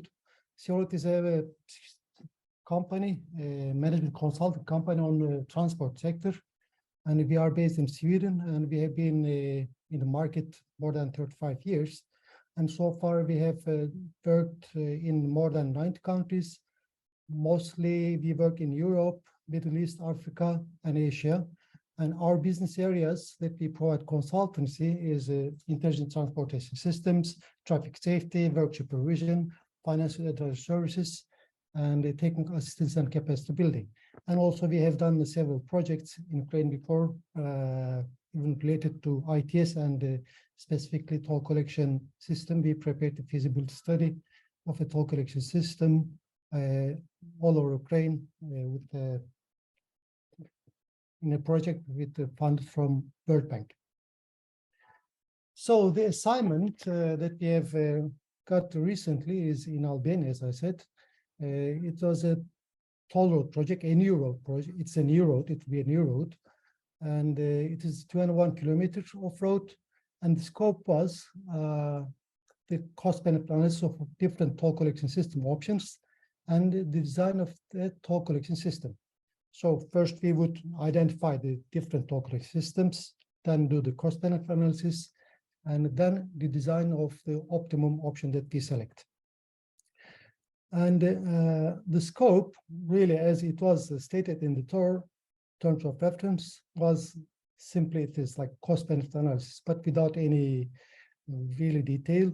And then the detailed design report, including traffic analysis simulation for the proposed toll plaza locations. So for this assignment, we have worked, as I said, with the ProMobility, and together with ProMobility, we have created such an approach that because we had some challenges, like the scope was not really defined, so it was 1 or 2 sentences, and there were no traffic data, or the traffic data was provided only for the whole section, not on each intersection. And also for this cost benefit analysis, like other than the cost, which other parameters would be considered, it was not clear. So then what we did in our approach, first, of course, we identified the different toll collection system options.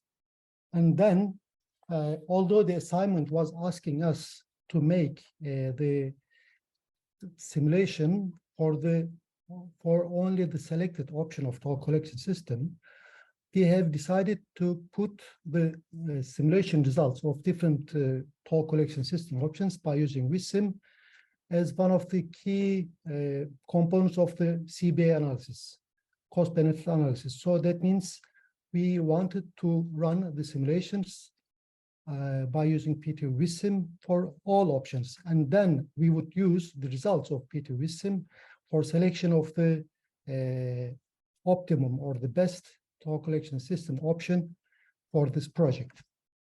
And then,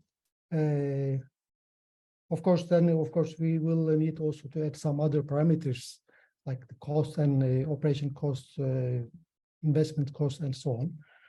And then also we in the design of the toll collection system, we needed to use again the simulation by using PTV WISIM for determination of the optimum number of lanes. And also the scope included the detailed design of the system, software, equipment, and so on. So it's now, we are continuing this part now. So the first step, as the first step, we identified the options, different options. We identify in total 7 options. And the first option that we choose was open system-based option. Open system means that the vehicles pay on the plazas on the main line. So there is no entry and exit point. So and the vehicles pay at every plaza. Each plaza has its own tariff. They pay for the section that they travel. And then we develop other alternative options also for the base system option. As you see, we have defined 3 other alternatives. In these alternatives, like we reduced the number of payment locations or the directions and so on. But they are all, as you see, in one direction. Now there's only one stop. So this was the idea. But of course, these alternatives has a disadvantage that so not all, so they don't allow distance-based tolling because the distances are different for each section traveled on this toll plazas. And the other main option was the closed system-based option. And the closed system, in closed system, the vehicles are registered when they enter a motorway, and then when they exit the motorway, they pay according to the fee calculated based on the distance or based on the entry location. So that means that the entry location is identified, the vehicle is identified at the entry location, it is registered. This information is sent to the exit plazas, and then exit plazas would know where is the entry location of the vehicle, and then calculates the fee and the vehicle pays, and the transaction is complete. And in base option, we assume that the identification of the vehicles at the entry would be done by using automatic number plate recognition cameras. And if not, or if the vehicle is not recognized by the camera, a ticket would be given at the entry. So this would be the base option. So we have identified also two other alternatives for the closed system. One of them was that only the ticket would be given at the entry without using the ANPR or automatic number plate recognition camera reading. And the other option is then allowing a free flow entry, which means that all the vehicles will be identified by using only ANPR camera. And if there is no ANPR camera reading, or if the camera cannot read the license plate, then at the exit, the vehicle would pay for the longest distance. So this would be the idea. So we identified these 7 options. Then we started modeling and simulations for all these 7 options. The input data for the scenario modeling was the location of the toll plazas in the network that we saw at the different locations in different scenarios or different options. Then a configuration of toll plazas for the number of lanes and also like the length of the tolling area and so on. And then a distribution of vehicle service time while toll collection input, and then also input traffic volumes for the whole network for 2025, 2040, 2057 years. So as I said, we had only this for the traffic for the whole section, and we didn't have this traffic value for each section. And we had also only annual average daily traffic.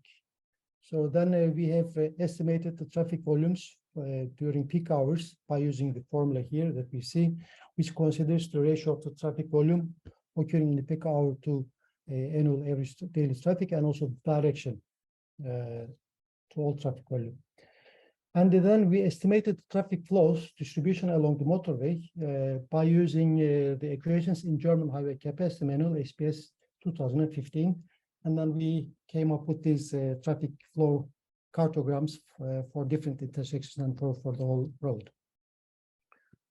And then we modeled different segments of the network into the WISIM. So here we see the one of the toll plaza. Here we see a view of the intersection at 21 kilometer. And also here we see the entering static road routes. So, and then we modeled the plaza in more detail, defined the reduced area, speed area on the toll plaza. So, because when they come, so they need to reduce the speed. And then we identify conflict areas on the plaza. And also we modeled the toll plaza, the payment as stop signs, and with a duration of like 10 to 15 seconds for payment of the toll fees. In fact, we did not assume any electronic toll collection, and it would be all manual, because this is the only, or this is the first toll road in Albania and there is no any electronic toll collection system, and it would make sense to develop an electronic toll collection system only for 21 kilometers of road, and also with a few like number of users. Of course, it will come in future, but in the first planning, so we have made all the modeling and simulations for all manual payment. Then we used dynamic and static route assignments, and we see that here we see the one of those stations with static route assignment, and here we see it with the dynamic. So the to obtain results of the simulation were close to each other. It didn't really differ the results. Then for the simulations, we have chosen these 7 scenarios. And in these scenarios, we have identified like how many number of lanes there would be, and we have chosen almost like similar lane configurations to make the comparison of different toll collections options. Then we run the scenarios for the years 2025, 2040, 2057, and for the whole network and for the single toll collection stations. Then this simulation outputs given by the PTV sim was for the entire network. It gave average speed, average delay, relative delay, capacity, origin destination time, mileage, stop time, level of service, and number of conflicts. So this would be the parameters we would use for cost-benefit analysis, and also for selecting the optimum option. And also for the single toll collection stations, the WISM gave us stop delay, vehicle delay, and level of service parameters. And here we see some of the results of the simulations, like average speed and the relative delay here, and the traffic volume. So for the cost benefit analysis of all these different toll collection system options, we used the parameters provided by WISM simulation results, the capacity, the delay in the network, and also in toll plaza, and stop delay from WISM simulations. These were the 3 main parameters that we have used for the cost benefit analysis and comparison of different options. So WISM was really very useful for us to do this analysis. And of course, we added the cost of implementation, operation and maintenance considerations, revenue, and the tariff model.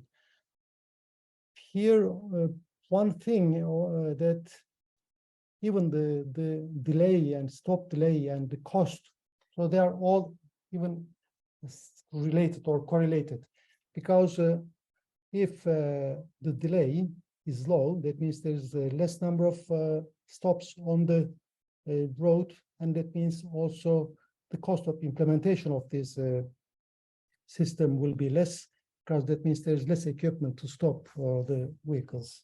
So basically the results of the simulation, so these 3 parameters results were really the best options chosen. Then after identification of the optimum option, then we needed to design the toll collection system for this option. So the option here we see, which was the best option among all others. So here you see there are like 3 toll stations and 1 on each direction.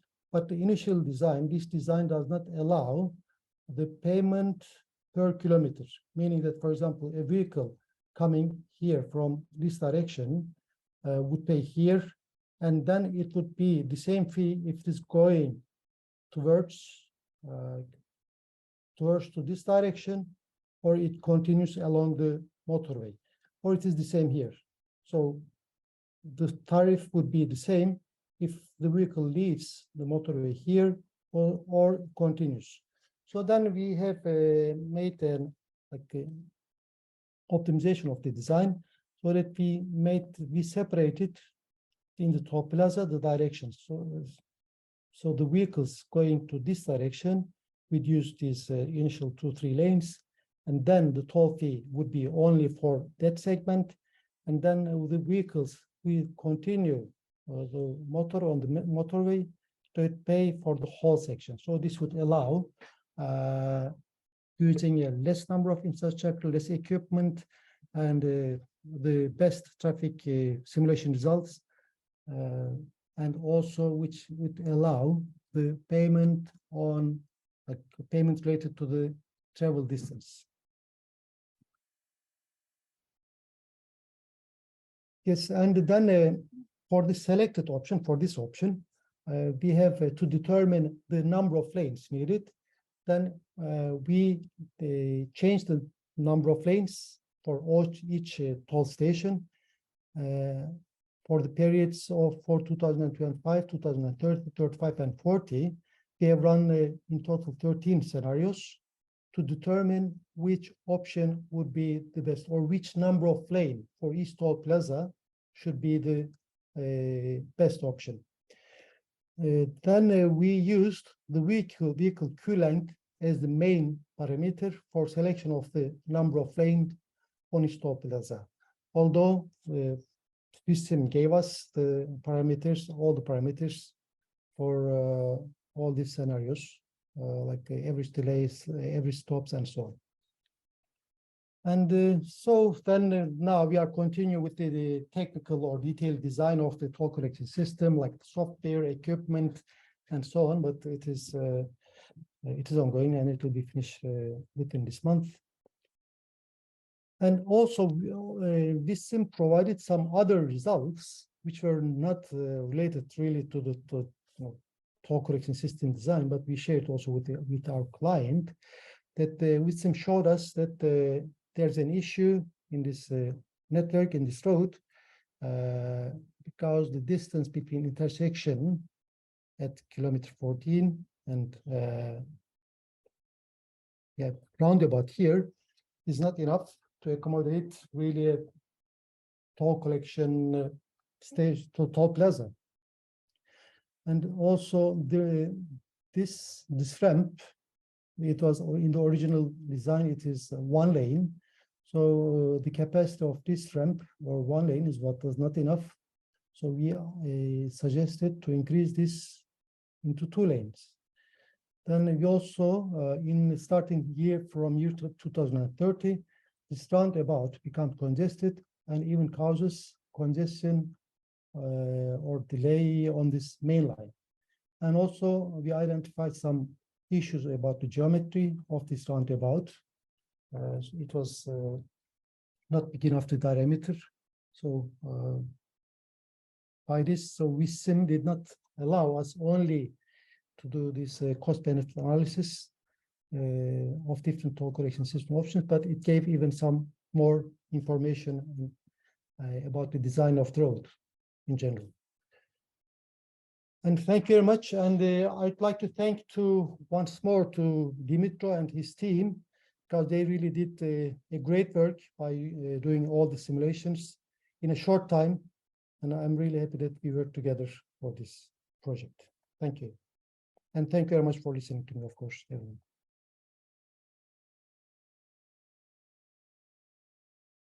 Baki, thank you so much. That was really interesting to work with you in this project and in the previous project as well, where we have been working. It was really useful and pleasant to work with you. I'm sure we'll have more opportunities to work together and to cooperate. And for anybody, the toll station topic will be raised further in Ukraine, and we have some tools to plan the toll stations and toll plazas in the best way possible. This is an important infrastructure which we need to plan properly. Thank you, Baki, for a wonderful presentation. We are moving on.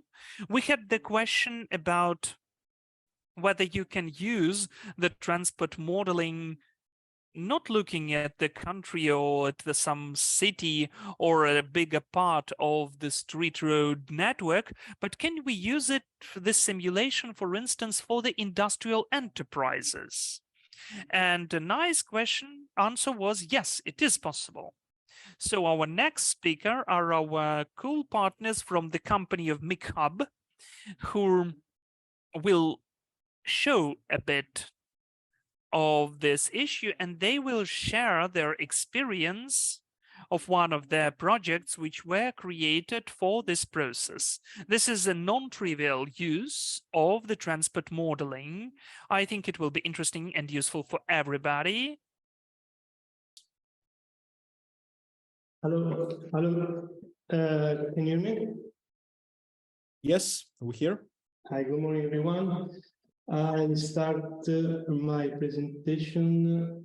Let me know if you can see my screen. Yes, we see.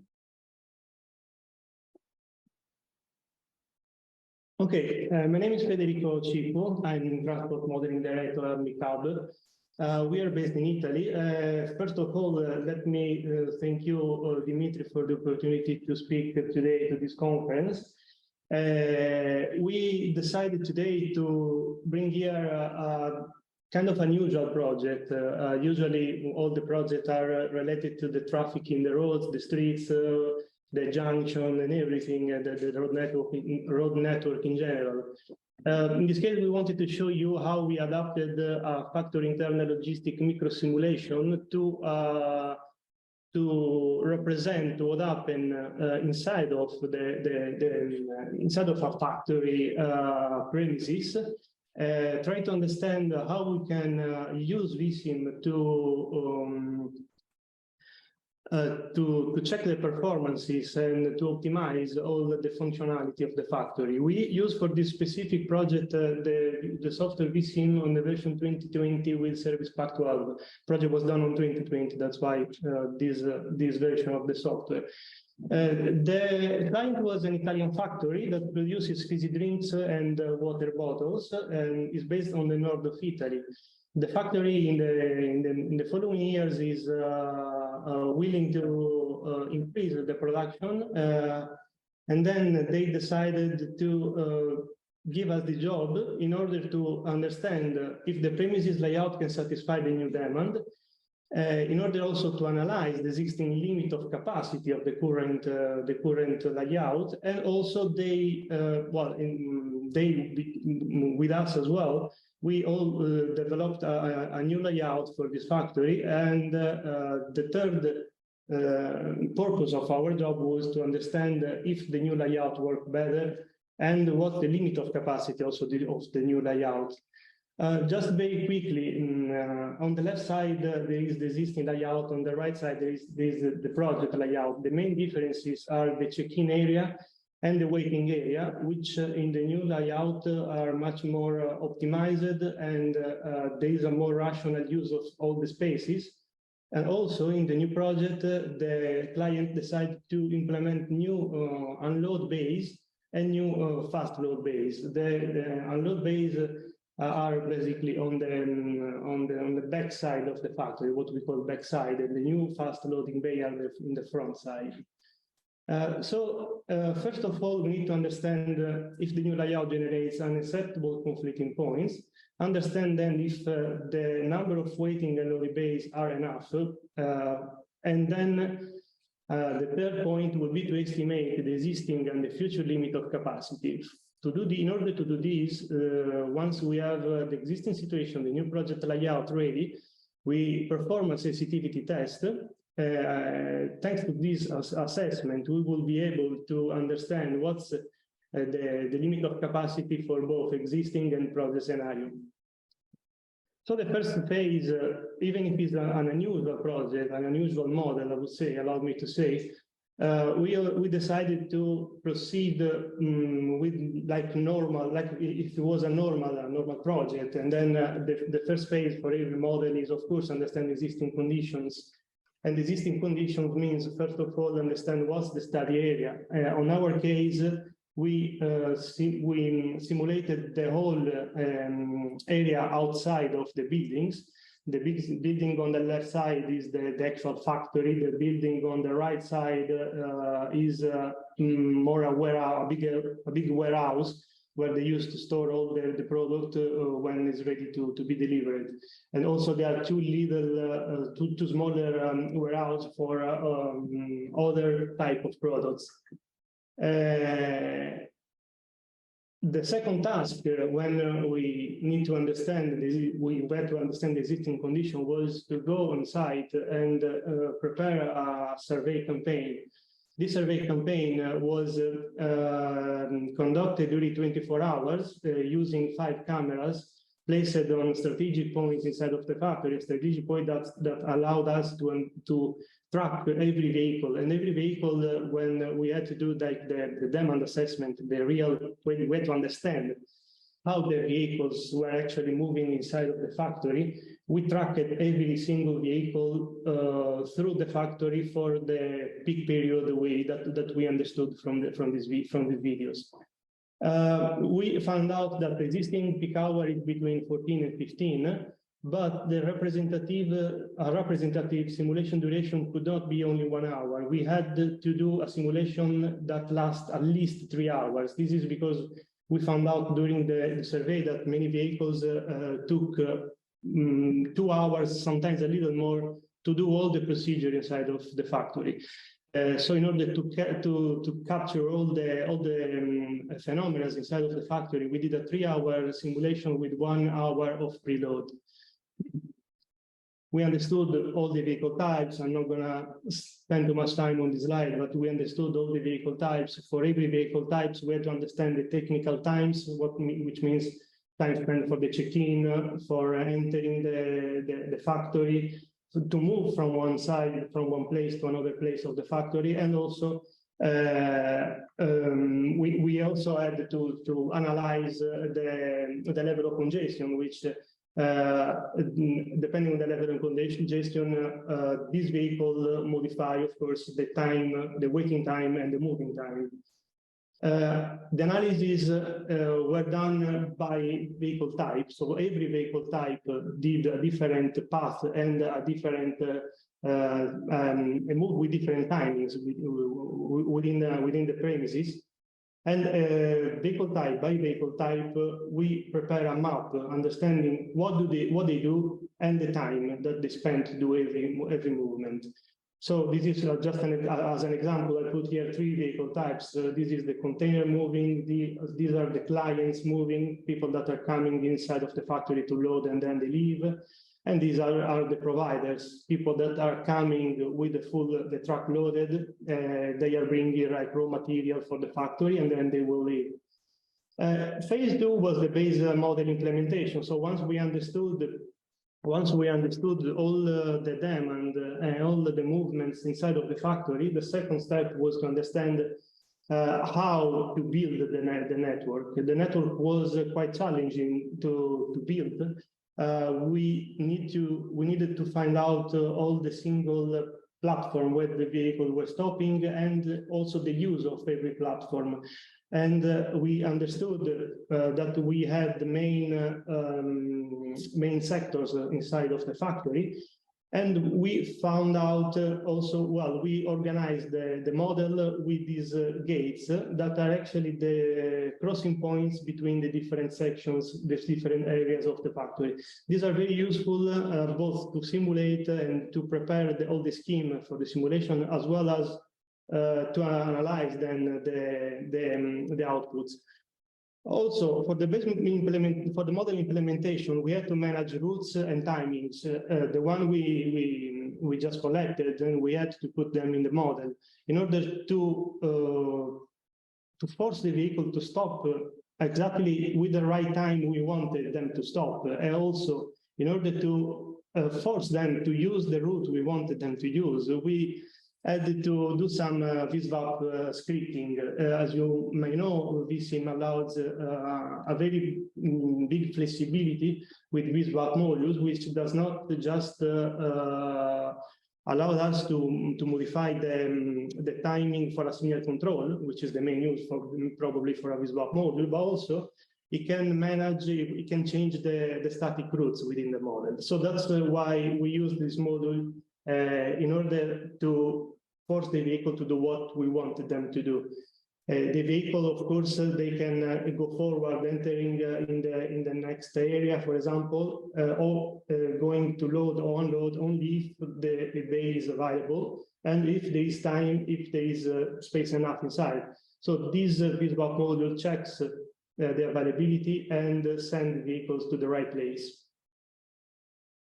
Phase 3 was the base model calibration. We tried to do the best calibration we could. This is for us was a research project probably because it's never done before, at least on my experience. So we wanted to do a kind of technical calibration, make the model as much solid as possible. So since we analyzed all the timing and all the maneuver for every vehicle, we also checked after the calibration process if there was an acceptable difference between observed time during the survey and the simulation time. We set a difference in 15% maximum difference.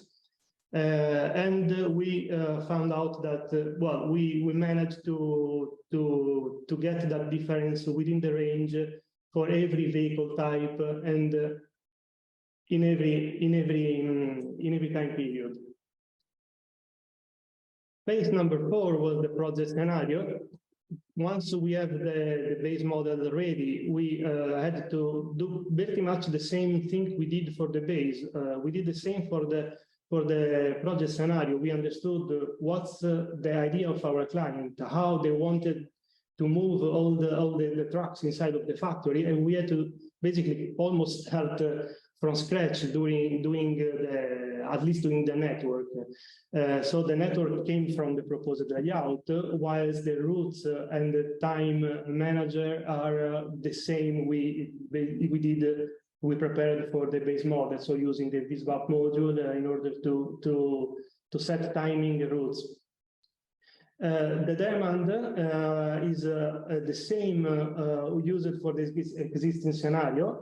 This is, of course, allows us to make then a comparison. So we can have the same route, the same demand.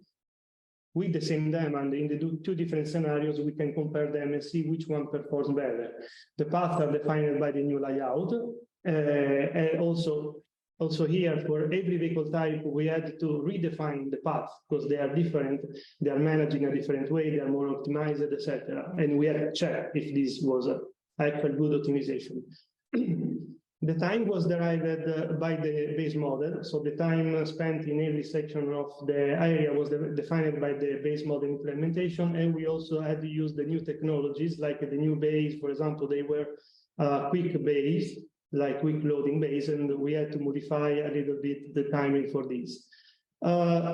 Phase number 5, sensitivity test, which means we have at this point an existing situation and a project layout. With this existing situation and project layout, we perform a sensitivity test, which means for every one of these, we prepared 5 more scenarios with an increase of demand between 20% plus 20% plus 100%.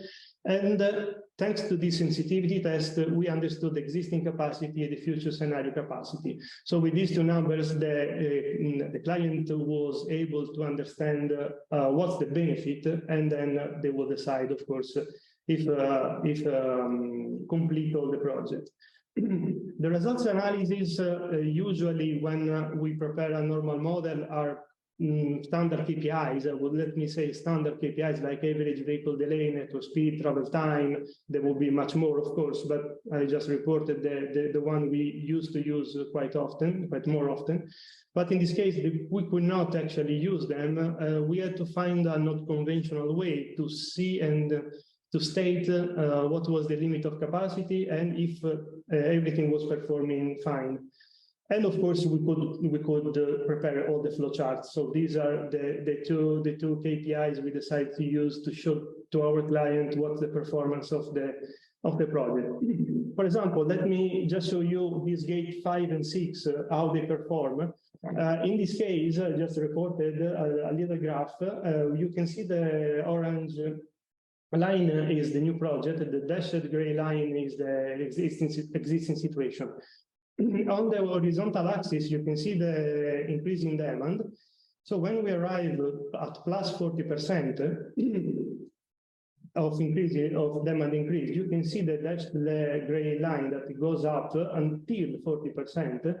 But if we try to force more vehicle inside, we arrive at plus 40%. The vehicle were not able, sorry, to be processed anymore because of the level of congestion that was created inside, and the number of vehicles going through the gates just drops. This does not happen for the project, which is much more performing. And increasing the demand, it just increases. This could be done for also a combination of gates. In this graph, you can see existing a project situation. You can see the blue line is the demand. The orange line is the gate number 1, which is the entry of the factory. Gate number 2 is the entry of the check-in area. You can see that just after 20%, the gray line does not match does not cope with the blue line, which means that there is a vehicle that is accumulating in this area. They cannot go through gate 2. So the first effect of the congestion start to appear at plus 20%.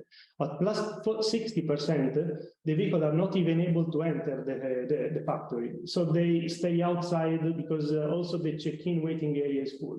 This does not happen for the project. As you can see, the first problem is starting at plus 80%, when the people are not are starting to accumulating just in the check-in area, but never happened that a vehicle can need to stay outside. So with this analysis, we could state that pretty much our base model shows that the increasing the demand as the client wanted. If they increase above 20 and 40%, the factory will probably start to have some problems. With the new project, they could push until plus 80% without having bigger problems like that. I will maybe spend a little bit of time to show you this. This is an output of our simulation. So we wanted to prepare this video to show you because it's always much nicer to really show what's actually happening inside of the factory, not just to show data and numbers. This model you are looking at the moment is the new layout, is the new project, is not the existing situation, and is showing the sensitivity test simulation at plus 60%. Plus 60% is the last step of sensitivity test that shows very good performances. When we arrive at 80, we start to have some little congestion inside. You can see all the areas. The first area here at the entrance are the area where the vehicle are waiting to enter the factory to do the first check-in. This area showing at the moment is the area where all the clients stop and load and unload the vehicles. We also, so you can of course note all the little forklift, yellow forklift going back and forward in the factory. We decided to simulate also them to give a bigger level of detail to our model, because these are a very big important part of the whole simulation. They create a lot of frictions and a lot of conflicting points within the factory. The trucks need to stop, and then the trucks need to negotiate the passage with them. The forklift are not just going to load and unload vehicle. Every time there is a vehicle stop, the forklift starts and go to load and unload. This is of course managed with the VSVAP module. But you see a lot of forklifts going from the actual factory to the big warehouse. This is because the client is at the moment using them to move the product from one building to the other. And so that's why all that traffic of forklifts there. This area is the second area, which is the area the trucks are, after the trucks enter at check-in, after they did the check-in, they stop there and wait for the turn to go and load or unload. These green trucks in the back side of the factory are the providers, so they are actually unloading. and the one in the front, the white one, are actually loading the vehicles. The one instead here parked side by side, these are the new automatic bay. These are much quicker bays. The client wanted them to do a big boost to the movement of trucks within the factory. The video you're looking at the moment is showing about 3 hours of simulation, and is 32 times faster than normal. So that's why you can see a lot of moving quite quick. I think I might have spent a little bit too much time. So for my presentation, I think is all. I thank you for the attention, and thanks once again, Dimitri and ProMobility, for the opportunity to speak at this conference today. Федеріко, вам дуже дякую. Я думаю, Federico, thank you so much. I guess it would be interesting for our participants as the opportunity to use VSIM, because it's really the non-trivial use for the modeling of the logistic processes that is incredibly interesting. We also dealt with that, in particular in the modeling of the border checkpoints in Ukraine. There is the complicated situation there, and also about the requirements of the transport models in Europe. So you can see how high is the level of the requirements at the international market. And if Ukrainian engineers would like to export these services abroad, we need to be correspondent and compliant with these requirements. Federico, thank you. We have 2 more presentations left in our international part before we begin the lunch. So I'd like to give the floor now to my colleague Martina from the Polish office of PTV Group Polska. Poland is an incredible country because it helped the Ukrainians in a very peculiar and particular way. We have a very special attitude to Poland. I will not even try to list what they did and how emotionally important it is for us. And also Poland shows a very nice example for Ukraine on how you need to develop your transport system. So Martina will tell now in a nutshell about the experience of Poland in the implementation of transport modeling, and I think that it will inspire us to do the same in Ukraine. Thank you, Dimitro. Hello, I hope that you can hear me. Hello, привіт, dzień dobry. I will switch to English to maybe better understanding, because my Ukrainian is still not, I can say, fluent one, but I hope that maybe the near future will be. So today I would like to share with you some knowledge, experience, some examples from our Polish market, and hope that will be also a good inspiration for you. My name is Martyna. I'm a managing director of Polish subsidiary of PTV Group, and I would like to say a few words about modeling standards. So today, welcome in Poland. I would like to invite you for a small journey to Poland, to our Polish standard and Polish experience about modeling. So standards is nice buzzword, I can say, but exactly when and how we can talk about standards? Is it only official requirements which we need to stick with, or it's more about our intuition about good practices? So in the end, I think it's a mix. For me, at least, it's a mix of 3 points. So first of all, about technical knowledge, because if we would like to talk about standardization, we need to have also the same basic technical knowledge, the same understandings of some points. And there's a really, if we start from the scratch, that's the really first point which we need to fulfill. Second is official requirements. And of course, that's also needed, because without that, we can be in a tricky situation. For example, if we would like to deliver some projects as a as consultants, but we have issues with budget, with timeline. Expectation of results can be really different if we will not have these official requirements on the table. And third point is implementation and development phase, because we cannot also stick forever with some official papers and requirements. We need to also think if those are up to date and also fit to reality. So I would like to describe you in short how we started some years ago in Poland with that, and maybe that will be also helpful for you. So first of all, about technical knowledge, we focus a lot about cooperation with universities. And this cooperation based on, first of all, diplomas.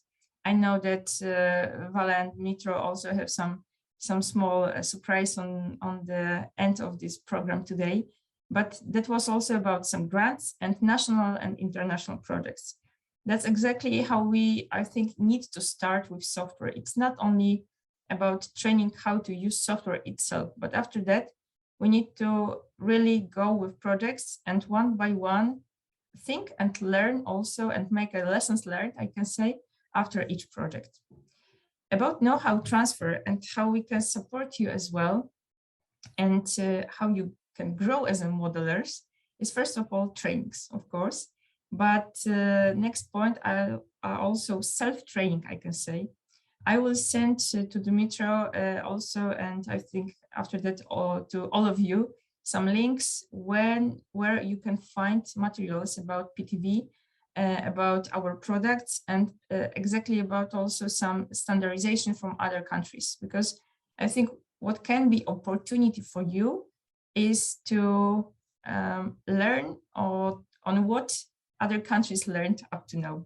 So you are in this situation that you don't need to make the same mistakes once more.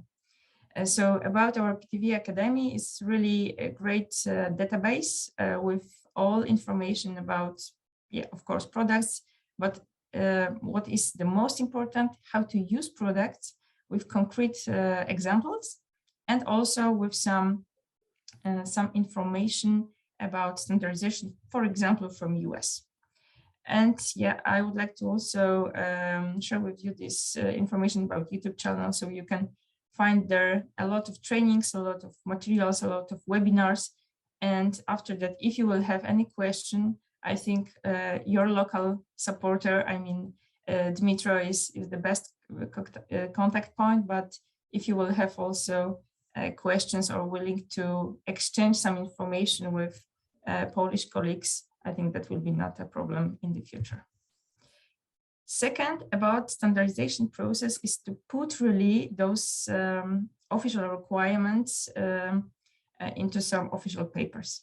And how it looks in Poland at the moment is on, I can say, different levels. So starting from local, I mean cities, first of all, each city needs to develop their own sustainable urban development plan.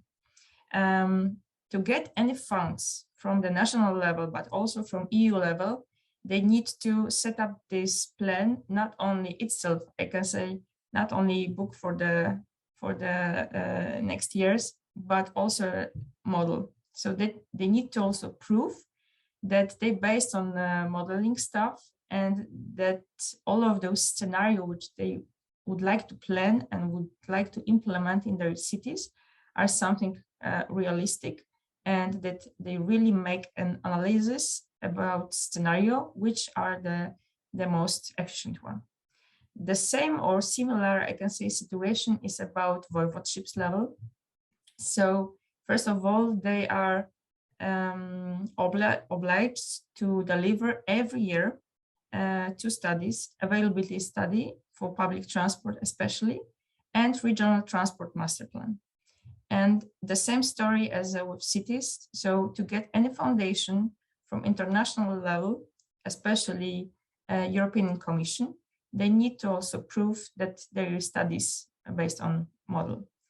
And that's exactly how we build this standardization also on different level, because also you need to remember that if you will set up a national model, that cannot be for everything.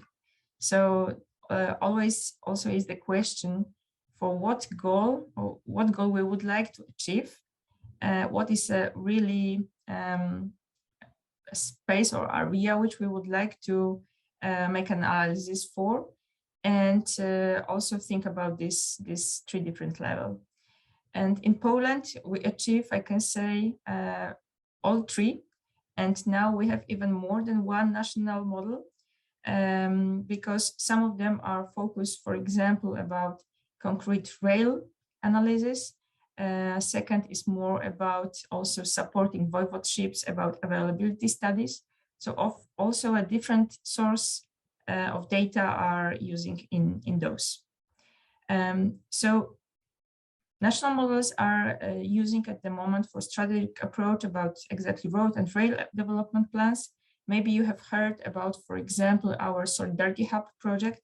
It's, I think, the biggest at the moment in our part of Europe, strategic plan for rail and these high-speed rails in Poland. So yeah, I think without model, that will be even not doable, because intuition in such a projects are not enough. And third point is about implementation and development. So of course we need to set up all points as an official regulation on each level, as I said, but after that also think how they fit to reality. So about our local, I can say, Polish things, one thing what really changed is requirement about cities and ITS projects. My colleague Federico showed you VISIM. So exactly about this ITS project, some years before our standards, that was quite common that companies delivered a program, a special signalization program, without testing on software, but the first test was on the ground.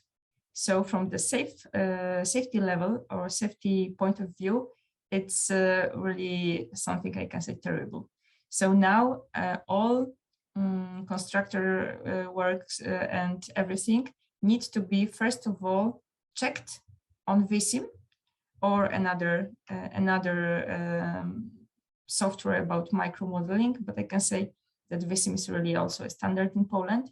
So first of all is exactly before testing or switching off on the ground, you need to also, as a consultant, show to your end customer software simulation with also 2 different approach. I mean, what is at the moment on the ground and what you would like to implement, and also show comparison, all safety KPIs and so on.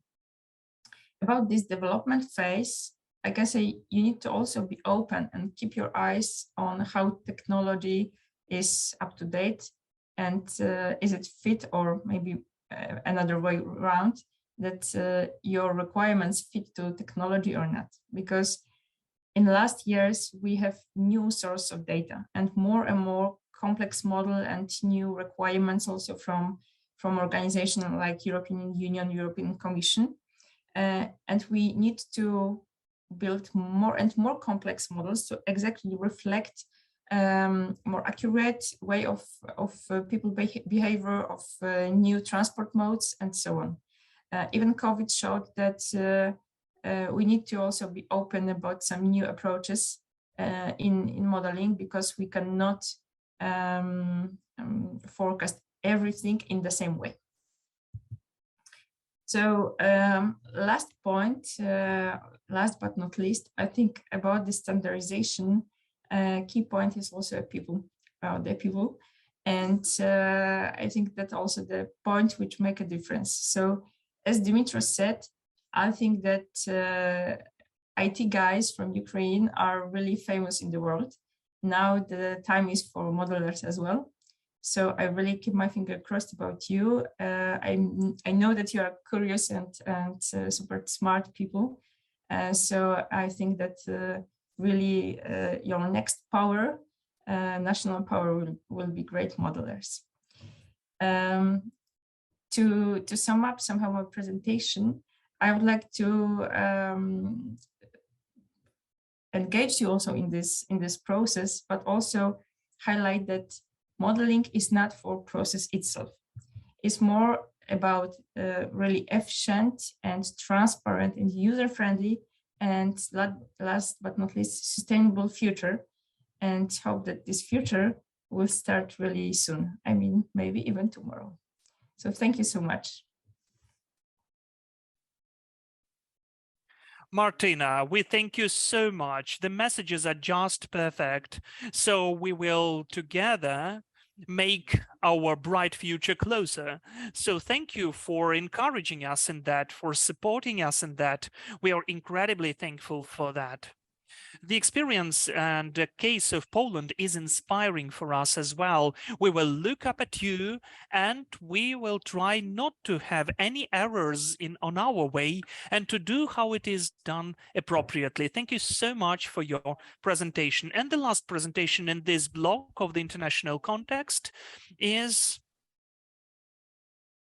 the floor is given to our partner from PTV company, the developer of the software, which we're so glad to use. So, you know, it is so cool when you communicate with different opportunities all over the world.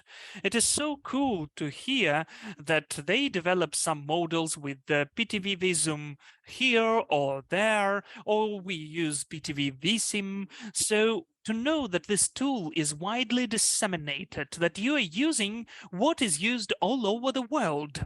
And when you use the tools of PTV, then you will definitely find a job.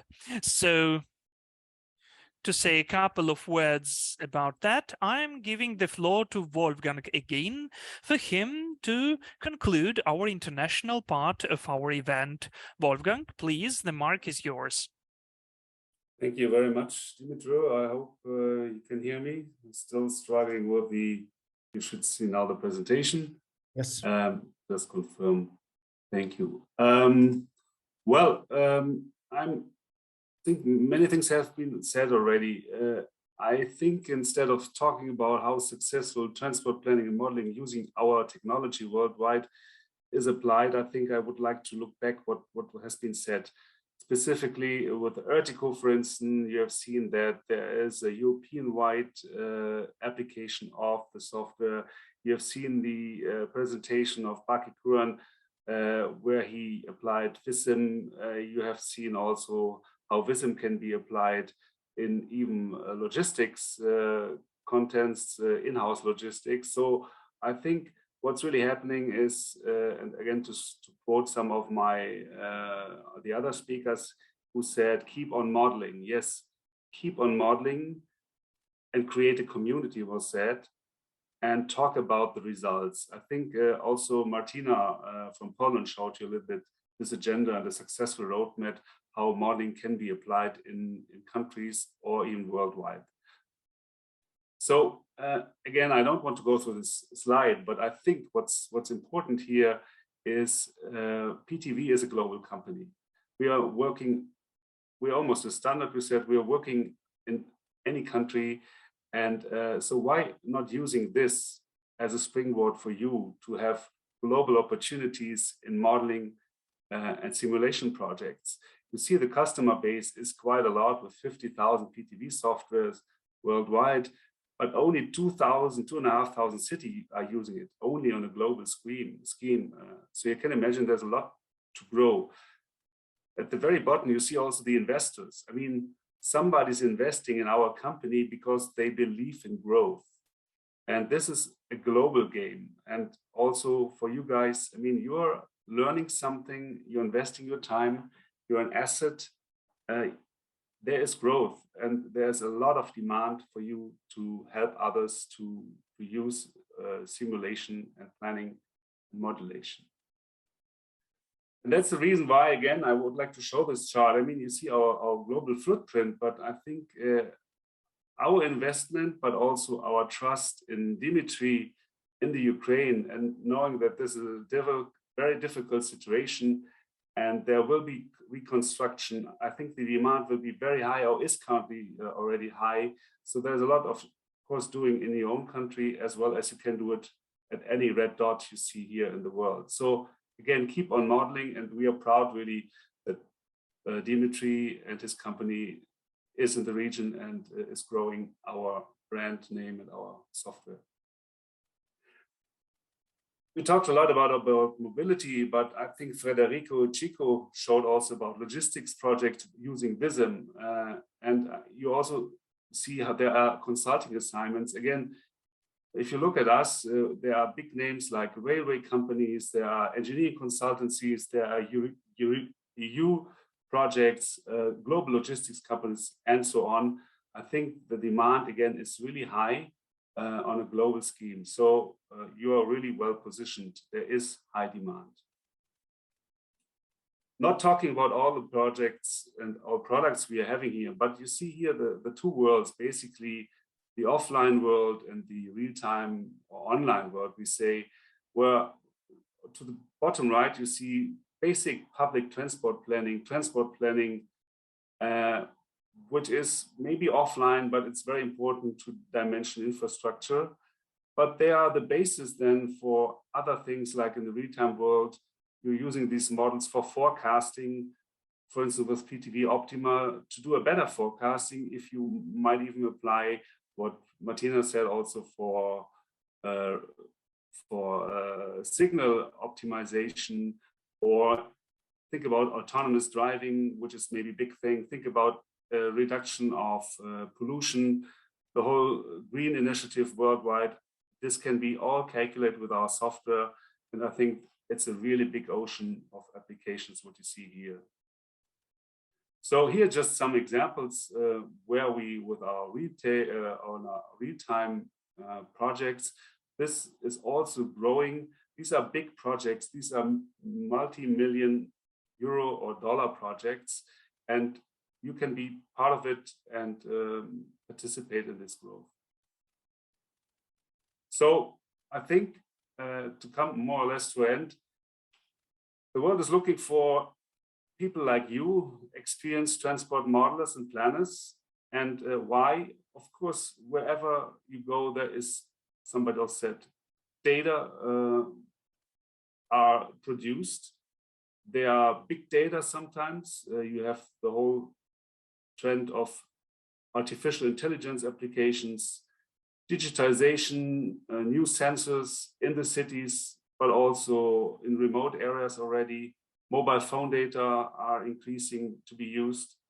Real-time is almost everywhere. You have, of course, much higher computer performance now, so you can calculate and simulate things that hadn't been able to do before. So in other words, Moore's law is still valid, that basically you double every 2-3 years the velocity, the capacity of calculations and the potential behind it. Green Deal I already mentioned. It's a global trend, although there are regions, of course, they have maybe other priorities, but on a global scheme, sustainability, Green Deal is an important thing in Europe, at least. And then there's growing infrastructure funding. So if you all take these points together, I think put it to the bottom line, the demand is much, much higher than the supply at the moment. There are growth expectations and growth possibilities. So again, take advantage of this. And I just can also mention what Martina said. We will be very helpful. Dimitri and his team will be helpful. Martina will be helpful. PTV itself will be helpful. If you have any questions, just try to get in touch with us and we will respond. So thank you for your attention, and I hope I made some time up until noon. Thank you. Open for questions. Thank you so much, Wolfgang, as well, for the wonderful messages. So, in fact, your help and support is really helping us. You help Ukraine, and you help us and our colleagues. And it's so pleasant to rely upon you in the future and to use the tools of the world leader in this case. So who is putting on stakes the development of these projects will always have a piece of bread, as we say. We have the question in the chat, but unfortunately we are out of time. We have only 1 minute left till the end of our international part. I thank all of our speakers for the wonderful presentations, and so far we will have the lunch break. We will provide all of the answers in the written form so you can pose your questions. Please, all the participants, do not leave. We will go on in an hour. We are having the lunch break now. And in the second part, we will not have simultaneous interpretation. It will be done just in Ukrainian. We will go on telling you about different aspects of transport modeling in Ukraine. So please wait for that. So far, we will not stop the broadcast. We will show you the video for you to also watch it, and we'll have interesting videos. So again, thank you to all of the speakers, and we will go on soon with our event.